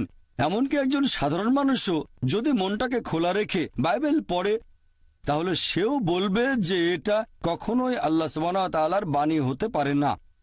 সেখানে অনেক বৈজ্ঞানিক ভুল আছে, পরস্পর বিরোধী কথা আছে, তারপর পর্নোগ্রাফি আছে। যে কোনো সাধারণ মানুষ যদি মনটাকে খোলা রাখে, তাহলে সে এগুলোকে আল্লাহর বাণী বলে মেনে নেবে না। বাকি কথাগুলো হবে ঐচ্ছিক। আমরা যাচাই করার ব্যাপারে এরকম কিছু নিয়ম মেনে চলি। আমি কম্পারেটিভ রিলিজিয়নের ছাত্র হিসেবে যখন কোনো ধর্মগ্রন্থ পড়ি, সেখানে একটা নিয়ম মেনে চলি। প্রথমে সেই ধর্মগ্রন্থ ভালো করে পড়ি, তারপর বিশ্লেষণ করি যে এই ধর্মগ্রন্থ কতখানি খাঁটি আর ভালো। এভাবে আমরা বাইবেলকে যাচাই করি। দেখবেন সেখানে অনেক ভুল আছে, অনেক পরস্পর বিরোধী কথা। যদি আপনার সাথে কোরআন নাও থাকে, তারপরও একজন সাধারণ মানুষ বাইবেলকে আল্লাহর বাণী বলে মেনে নিতে পারে না সামগ্রিকভাবে। তবে যেহেতু কোরআন বলছে যে যীশু খ্রিস্টের উপর আসমানি কিতাব নাজিল হয়েছিল, তাই আমরা বলবো যে কথাগুলো পবিত্র কোরআনের সাথে মিলে যায়, আমরা কোনো আপত্তি ছাড়াই সেটাকে আল্লাহর বাণী বলে মেনে নেব। আশা করি উত্তরটা পেয়েছেন। আংশিকভাবে এর উত্তরটা দিয়েছেন। আমি আরেকটা বিষয় নিয়ে বলেছিলাম, সেটা হলো পাপ এবং শয়তানের প্রসঙ্গে। আমি যেটা বলতে চাচ্ছি যে ইসলামিক বিভিন্ন বইতে আমি এই ব্যাপারে কোনো কথাই খুঁজে পাইনি, যেমন পাপ ক্ষমা করা। আমাদের পাপ ক্ষমা করার যদি কোনো উপায় না থাকে তখন আমরা কি করতে পারি সে বিষয়ে কোনো কথা। এটা আমার প্রশ্নের একটা অংশ। আচ্ছা, একবারে একটা প্রশ্ন করলে আমার জন্য ভালো হয়। হ্যাঁ, আপনি এখানে একটা ছোটখাটো লেকচার দিয়ে ফেলেছেন, আমি যথাসাধ্য চেষ্টা করছি আপনার দুঃখিত। উত্তরগুলো দিতে। আমি আসলে অনেক লম্বা না প্রশ্ন না, কোনো করে সমস্যা ফেলেছি। নেই ভাই। আপনি আমাকে প্রশ্ন করলেন যে আপনি যেসব বইগুলো পড়েছেন সেগুলোতে পাপ সম্পর্কে কোনো কিছুই বলা হয়নি। আমি জানি না এখন আপনি কোন বইগুলো পড়েছিলেন, তবে যদি কোরআন পড়েন, পবিত্র কোরআনে পাপ সম্পর্কে বলা হয়েছে, দোজখের কথা আছে, শাস্তির কথা বলা আছে। আপনি যে বইগুলো পড়েছেন সেগুলো হয়তো কোনো বিষয়ের উপর, যেমন আজকের লেকচারে আমি পাপ নিয়ে কোনো কথাই বলিনি, কারণ আজকের বিষয় ইসলাম আর খ্রিস্টান ধর্মের সাদৃশ্য নিয়ে। তবে অন্যান্য লেকচারে পাপ সম্পর্কে বলেছি। আপনি যেসব বইগুলো পড়েছেন সেগুলো হয়তো ছিল কোনো নির্দিষ্ট বিষয়ের উপর, হয়তো সেখানে পাপের প্রসঙ্গ আসেনি। তবে যদি বলেন ইসলাম পাপ সম্পর্কে কিছুই বলেনি, এটা ভুল। তাহলে কোরআন বাইবেলের মধ্যে পাপ সম্পর্কে বলেছে। তবে কোরআন আর বাইবেলের মধ্যে পার্থক্য হচ্ছে চার্চ যে আদি পাপের কথা বলে সেটাতে কোরআন বিশ্বাস করে না। এই কথাটা আগেও বলেছি, তাই আরেকবার বলছি না। বাইবেলের কথাও আদি পাপের কথা বলা হয়নি, এটা প্রচার করে খ্রিস্টানদের চার্চ। তাহলে কোরআন আদি পাপ সম্পর্কে কিছুই বলেনি। আর বাইবেলের মতোই বাইবেল বলছে ইজিকিয়েল অধ্যায় 18 অনুচ্ছেদ 20, যে ব্যক্তি পাপ করবে সে মারা যাবে। পিতা তার পুত্রের শাস্তি ভোগ করবে না, পুত্র তার পিতার পাপের শাস্তি ভোগ করবে না। ভালো লোকের ধার্মিকতা তার নিজের হাতে, মন্দ লোকের মন্দ কাজও তার সাথে। একইভাবে কোরআন বলছে একজনের পাপের ভার আরেকজন বহন করবে না। যদি কোনো পাপ করেন আপনি দায়ী থাকবেন, অন্য কেউ সেটার ভার বহন করবে না। তাহলে কোরআন পুরস্কার নিয়ে কথা বলেছে, শাস্তি নিয়ে বলেছে, পাপ সম্পর্কে বলেছে, অনেক কথা। আমার লেকচারে যদিও পাপ শব্দটা উল্লেখ করিনি, তবে পরোক্ষভাবে পাপ সম্পর্কে বেশ কিছু কথা বলেছি। যদি মদ পান করেন সেটা হবে পাপ, শুকরের মাংস খেলে সেটা পাপ, যদি ব্যভিচার করেন সেটা পাপ। তবে আমি বলেছি ইতিবাচক ভঙ্গিতে, মদ পান করবেন না, শুকরের মাংস খাবেন না, ব্যভিচার করবেন না। তাহলে দেখা যাচ্ছে কোরআনও পাপ সম্পর্কে বলেছে। আশা করি আপনার উত্তরটা পেয়েছেন। এবারে পরের প্রশ্ন চিরকুট থেকে। প্রশ্নটা করেছেন সোয়েন বেন্সলার। আপনি বাইবেল থেকে অনেকগুলো রেফারেন্স দিলেন। আমি বলবো জনের 10:30, পিতা ও আমি আমরা এক। ভাই, আপনি বাইবেল থেকে উদ্ধৃতি দিলেন গসপেল অফ জন অধ্যায় 10 অনুচ্ছেদ 30, পিতা ও আমি আমরা এক। এখানে পিতা ও আমি এভাবে বলা হয়নি, বলা হয়েছে আমিও পিতা আমরা এক। পিতা ও আমি বলা হয়নি। এখন এই উদ্ধৃতি আমিও পিতা আমরা এক, কথাটা বুঝতে গেলে আপনাকে প্রসঙ্গটা জানতে হবে। কি জন্য এটা বলা হয়েছে যে আমিও পিতা আমরা এক। প্রসঙ্গটা জানতে কয়েকটা অনুচ্ছেদ আগে যাব আমরা। বাইবেলের গসপেল অফ জন অধ্যায় 10 অনুচ্ছেদ 23, এখানে প্রসঙ্গটা বলা হয়েছে যে ইহুদিরা মন্দির চত্বরে সুলাইমানের বারান্দায় এসে জড়ো হলো, অনুচ্ছেদ 23। অনুচ্ছেদ 24 বলছে যে ইহুদিরা তখন যীশুখ্রিস্টের সামনে আসলো, তাকে জিজ্ঞেস করলো, আপনি আর কতদিন আমাদের অনিশ্চয়তার ভেতরে রাখবেন? যদি আপনি মসীহ হন তাহলে স্পষ্ট করে বলেন। অনুচ্ছেদ 25 বলছে আমি তোমাদের বলেছি কিন্তু তোমরা সেটা বিশ্বাস করোনি। পিতার নামে যে অলৌকিক কাজ করি সেগুলোই তো আমার বিষয়ে সাক্ষ্য দিচ্ছে। অনুচ্ছেদ 26 বলছে তোমরা আমাকে বিশ্বাস করোনি কারণ তোমরা আমার মেষের পাল নও। অনুচ্ছেদ 27 বলছে আমার মেষেরা আমার কথা শোনে, আমাকে অনুসরণ করে। অনুচ্ছেদ 28 বলছে আমি তাদের অনন্ত জীবন দেই, আমার হাত থেকে তাদের কেউ কেড়ে নিতে পারবে না। অনুচ্ছেদ 29 বলছে আমার পিতা তাদেরকে আমায় দিয়েছেন, তিনি সবার চেয়ে মহান, কেউ পিতার হাত থেকে কিছুই কেড়ে নিতে পারবে না। আমিও পিতা আমরা এক। তাহলে প্রসঙ্গ অনুযায়ী এর মানে উদ্দেশ্য এক। অনুচ্ছেদ 28 বলছে আমার হাত থেকে কেউ তাদের কেড়ে নিতে পারবে না।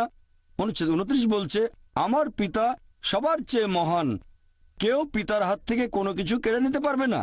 অনুচ্ছেদ 30 আমিও পিতা আমরা এক। তাহলে এর মানে তাদের উদ্দেশ্য এক। যদি বলি যে আমার বাবা একজন মেডিকেল ডাক্তার, তিনি আসলে একজন ডাক্তার, আমিও মেডিকেল ডাক্তার, আমি আর আমার বাবা এক, এটার মানে আমরা পেশার ক্ষেত্রে এক। এমন না যে দুজনে একটা ব্যক্তি। কিন্তু খ্রিস্টানরা বলবে না না না, আসলে একই ব্যক্তি, আমিও পিতা আমরা এক। এভাবে বলবেন যে যীশু খ্রিস্ট একজন ঈশ্বর। ধরেন আমি তর্কের খাতিরে সেটা মেনে নিলাম।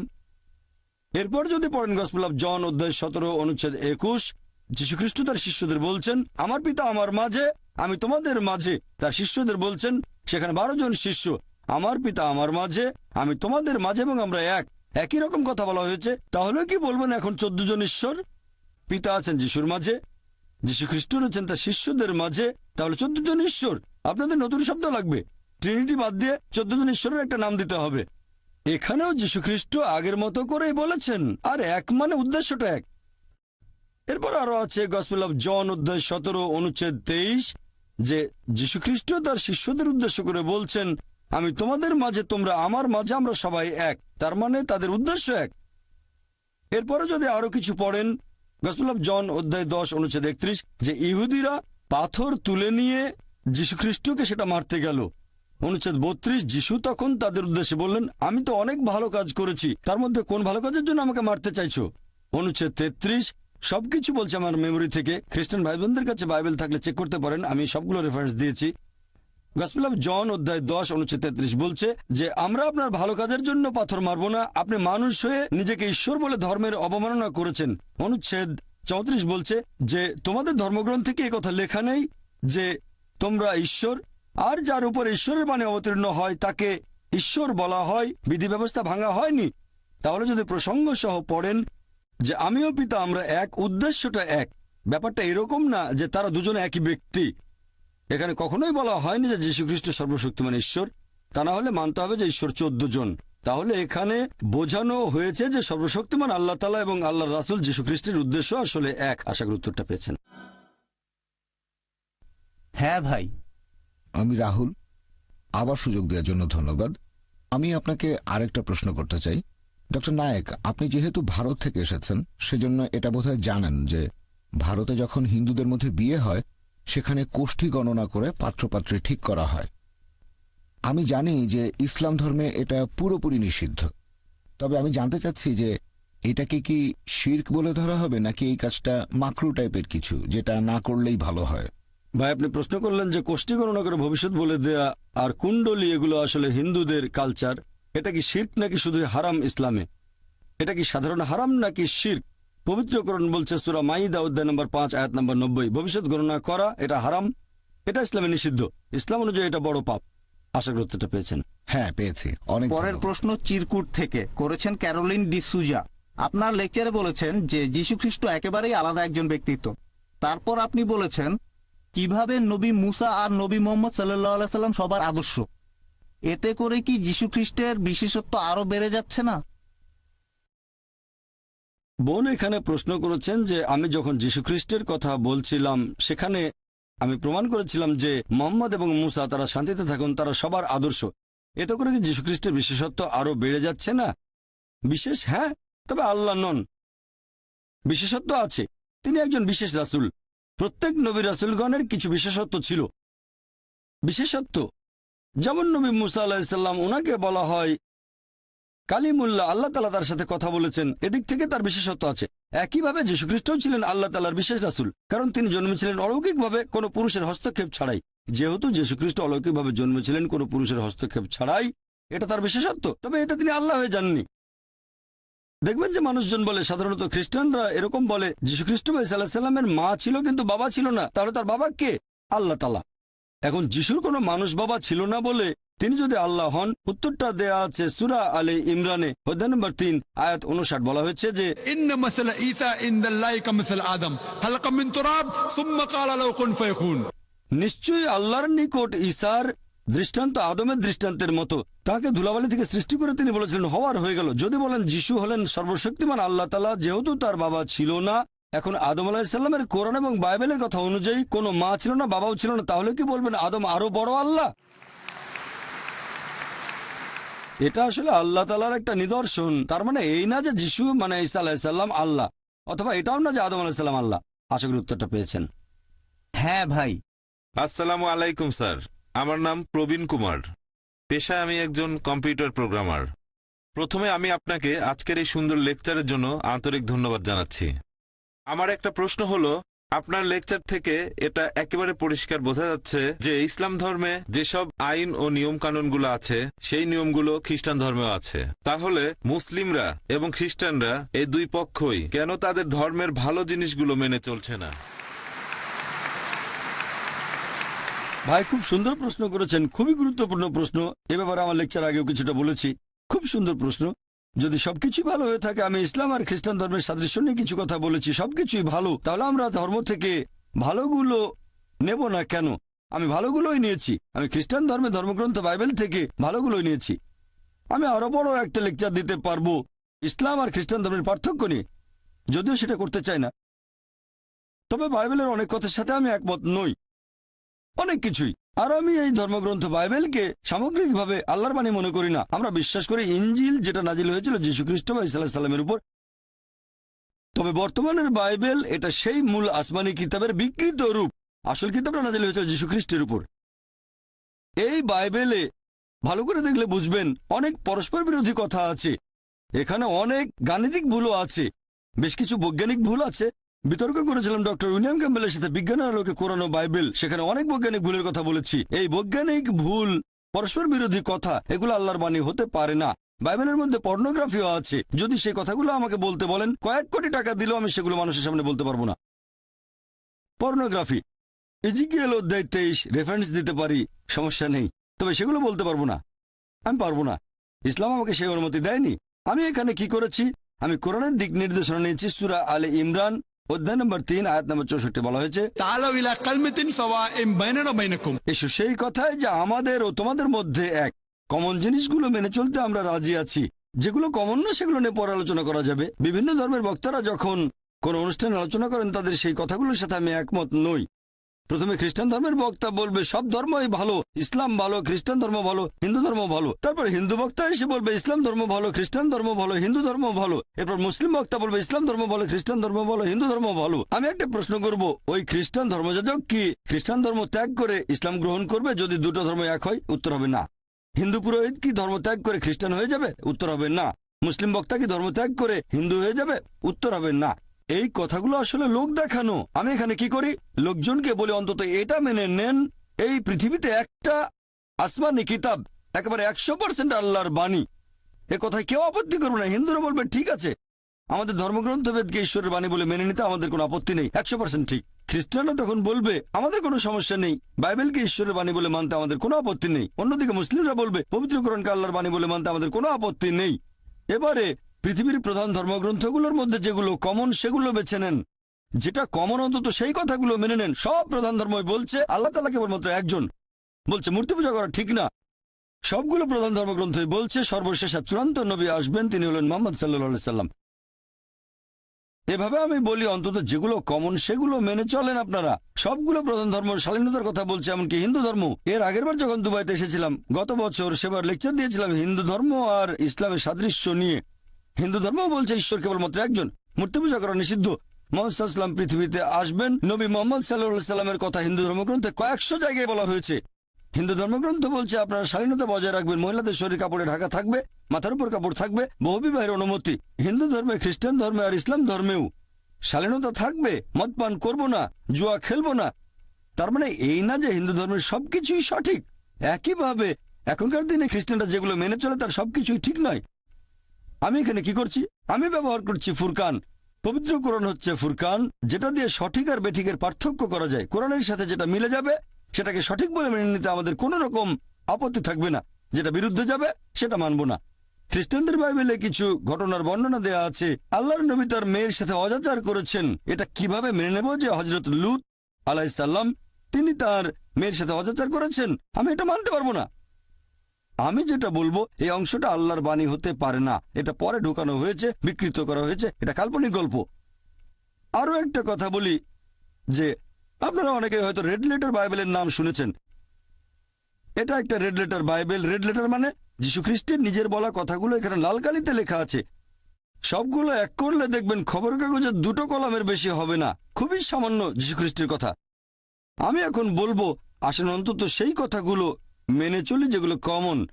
তার মানে এই না যে আমি বাইবেলের সব কথা মেনে নিচ্ছি, কারণ এখনকার বাইবেল আগের সেই অবিকৃত রূপে নেই। কেন? কারণ আগেকার সব ধর্মগ্রন্থ, এই কথা আমার লেকচারে বলেছি, এগুলো ছিল একটা নির্দিষ্ট সময়ের জন্য, নির্দিষ্ট গোত্রের মানুষের জন্য। এখন আমরা মেনে চলবো সর্বশেষ আর চূড়ান্ত আসমানি কিতাব অর্থাৎ পবিত্র কোরআন এবং সর্বশেষ আর চূড়ান্ত নবী মুহাম্মদ সাল্লাল্লাহু আলাইহি সাল্লামকে। হতে পারে আপনি জন্মেছেন ভারতে বা পাকিস্তানে, আমেরিকায়, যুক্তরাজ্যে, আরব আমিরাত বা সৌদি আরবে, আমরা মেনে চলবো সর্বশেষ ও চূড়ান্ত কিতাব পবিত্র কোরআন এবং সর্বশেষ ও চূড়ান্ত নবী মোহাম্মদ সাল্লাল্লাহু সাল্লামকে। আপনি ভালো জিনিসগুলো নেয়ার কথা বললেন, আমি খ্রিস্টান ধর্মের ভালো জিনিসগুলো নিয়েছি। ইসলাম ধর্মের কথা যদি বলতে হয়, আমার জানা মতে এখানে কোনো খারাপ কিছু নেই। আপনি বের করে দেখান, তারপর আমি সেটার উত্তর দেব। আমি সবাইকে চ্যালেঞ্জ করছি, পবিত্র কোরআনের মাত্র একটা আয়াত দেখান যেটা মানবতার বিরুদ্ধে যায়। মুসলিমদের ভুল নিয়ে কথা বলবেন না, আমি এখানে মুসলিমদের নিয়ে বলছি না, আমি কথা বলছি ইসলাম ধর্মের পক্ষে। ইসলামকে বুঝতে চাইলে মুসলিমদের দেখবেন না, দেখবেন পবিত্র কোরআন এবং সহিহ হাদিস, আমাদের নবীর কথা।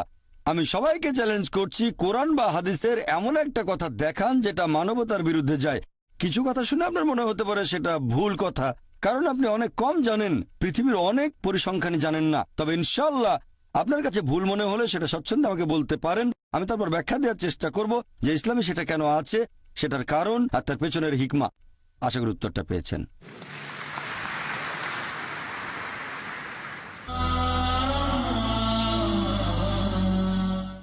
আমাদের প্রশ্নোত্তর পর্ব চলতে থাকবে। এবারের প্রশ্ন সামনের মাইকের পুরুষদের মধ্য থেকে। আসসালামু আলাইকুম ডক্টর নায়েক, আমার নাম নবী, আমি পেশায় একজন ইঞ্জিনিয়ার। খ্রিস্টানদের বাইবেলে অধ্যায় 53 এখানে একজন নিপীড়িত দাসের কথা বলা হয়েছে, যে দাস কষ্ট ভোগ করেছে, অত্যাচারিত, ক্ষতবিক্ষত, যে মারা গেছে, সে তার জীবন দিয়েছে মানুষজাতির সবার করা পাপ কাজের জন্য। আপনি কি আমাদের বলবেন এখানে ঈশ্বরের এই দাস আসলে কে? ধন্যবাদ। ভাই বাইবেলের উদ্ধৃতি দিলেন বুক অব আইজায়া যে আল্লাহর একজন রাসূল আসবেন, তিনি মানুষের পাপের জন্য মারা যাবেন ইত্যাদি এরকম কথা। খ্রিস্টানদের মধ্যে অনেকে এরকম মনে করে যে এখানে যীশু খ্রিস্টের কথা বলা হয়েছে, অনেকেই মনে করে। ভাই আপনি এটাও দেখতে পারেন, বাইবেলে বলা হয়েছে বুক অব ইজেকিয়েল অধ্যায় নম্বর 18 অনুচ্ছেদ 20 বলা হয়েছে যে ব্যক্তি পাপ করবে সে মারা যাবে। অনেকে এটার উদ্ধৃতি দেন, যে ব্যক্তি পাপ করবে সে মারা যাবে। তবে মিশনারিরা এখানে থেমে যান না, এখানে শেষ না। পুরো অনুচ্ছেদটা বলছে যে ব্যক্তি পাপ করবে সে মারা যাবে। পিতা তার পুত্রের পাপের শাস্তি ভোগ করবে না, পুত্র তার পিতার পাপের শাস্তি ভোগ করবে না। ভালো লোকের ধার্মিকতা তার নিজের হাতে, মন্দ লোকের কাজও তার নিজের হাতে। তবে সেই মন্দ লোক যদি বদলে গিয়ে সরল পথে চলে আসে তাহলে সে মরবে না। তাহলে পাপ অন্যের ঘাড়ে দেয়া যায় না। এটা আসলে চার্চের বানানো কথা, এটা আদি পাপের গল্প। চার্চ এই আদি পাপ সম্পর্কে বলে যে আদম এবং হাওয়া তারা শান্তিতে থাকুন, তারা নিষিদ্ধ ফল খেয়েছিলেন, সে কারণে মানুষ পাপের ভেতরে জন্ম নেয়।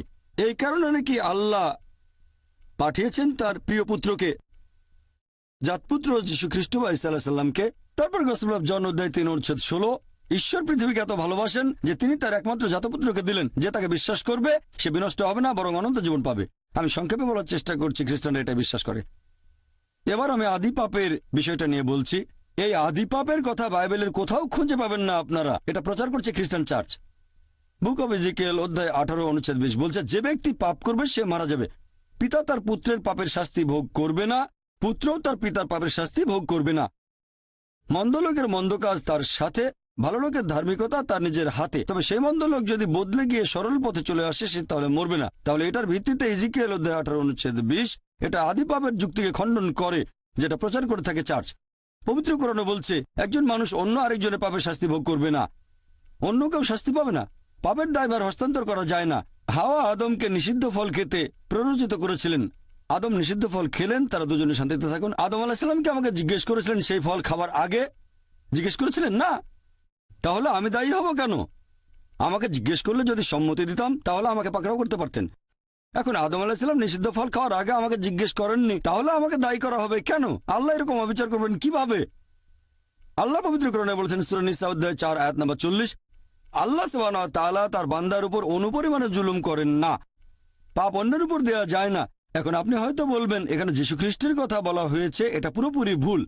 আর যীশু খ্রিস্টের সম্পর্কে খ্রিস্টানদের চার্চ এরকম প্রচার করে যে ঈশ্বর পৃথিবীকে এত ভালোবাসেন যে তার একমাত্র জাতপুত্রকে দিলেন। আপনারা যদি বাইবেল ভালো করে পড়েন তাহলে বাইবেলে ঈশ্বরের অনেক পুত্রের কথাই আছে। বলা হয়েছে ইব্রাহিম ছিলেন ঈশ্বরের পুত্র, ইফরাম ছিলেন ঈশ্বরের পুত্র, আইজায়া ঈশ্বরের পুত্র। যেসব মানুষ ঈশ্বরের বাণী প্রচার করতে এসেছেন তারা হলেন ঈশ্বরের পুত্র। বাইবেলে ঈশ্বরের অনেক পুত্র আছে, তবে খ্রিস্টানরা বলে যে না, যীশু খ্রিস্ট একেবারে সাধারণ কোনো পুত্র নন, তিনি হলেন জাতপুত্র। গসপেল অফ জন অধ্যায় 3 অনুচ্ছেদ 16 ঈশ্বর পৃথিবীকে এত ভালোবাসেন যে তিনি তার একমাত্র জাতপুত্রকে দিলেন, যে তাকে বিশ্বাস করবে সে বিনষ্ট হবে না, বরং অনন্ত জীবন পাবে। যদি ভালো করে দেখেন যে এই শব্দটা জাতপুত্র, খ্রিস্টান ধর্মের বেশ কিছু বিশেষজ্ঞের মতে বাইবেলের রিভাইজড স্ট্যান্ডার্ড ভার্সন, যেটা রিভাইজ করেছেন খ্রিস্টান ধর্মের কয়েকজন উচ্চপদস্থ ধর্মীয় নেতা, সমর্থন করেছে খ্রিস্টানদের 50টা ছোট বড় দল। এই খ্রিস্টান বিশেষজ্ঞরা বলেন যে এই জাত শব্দটা পরে ঢোকানো হয়েছে, বিকৃত করা হয়েছে, বানিয়ে বলা হয়েছে, শব্দটা বাইবেল থেকে বাদ দেওয়া হয়েছে। বাইবেলের রিভাইজড স্ট্যান্ডার্ড ভার্সনে এই জাত শব্দটা সেখানে পাবেন না। তাই আমরা বিশ্বাস করি পুত্র বলতে যদি ন্যায়নিষ্ঠ বোঝানো হয়, তাহলে যীশুখ্রিস্ট বা ঈসা আলাইহিস সালাম অবশ্যই ঈশ্বরের পুত্র ছিলেন। তিনি ছিলেন খুবই ন্যায়নিষ্ঠ, তবে তিনি আল্লাহর জাতপুত্র নন। একজনের পাপের ভার অন্য কেউ নেয়ার কথা বাইবেলে কোথাও নেই। এটা আসলে চার্চের বানানো কথা। সত্যি বলতে বাইবেল এটাকে খণ্ডন করে। এখন আপনি এখানে যা বলতে চাচ্ছেন যে আইজায়ার এই কথাগুলো যিশুর কথা বলছে, হ্যাঁ, নবী রাসূলগণ এসেছেন, তাদের বেশিরভাগই কষ্ট পেয়েছেন, হোক তিনি মুসা আলাইহিস সালাম অথবা ঈসা আলাইহিস সালাম অথবা সর্বশেষ ও চূড়ান্ত নবী মুহাম্মদ সাল্লাল্লাহু আলাইহি সাল্লাম। সকল নবী রাসূলই কষ্ট পেয়েছেন। নবীর একটা হাদিস আছে, মানুষের মধ্যে সবচেয়ে বেশি পরীক্ষা করা হয়েছে আল্লাহর নবী রাসূলগণকে। পরীক্ষা যত বেশি কঠিন, পুরস্কার তত বেশি বড়। আল্লাহর নবী রাসূলগণই কষ্ট করেছেন।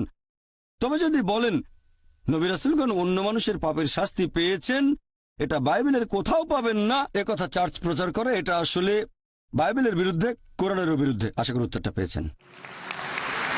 এবারে পরের প্রশ্ন করছেন একজন অমুসলিম ভাই সামনের মাইক থেকে। প্রথমে আপনাকে ধন্যবাদ জানাচ্ছি আমাদের প্রশ্নগুলোর উত্তর দেওয়ার জন্য, এতে সবার উপকার হচ্ছে।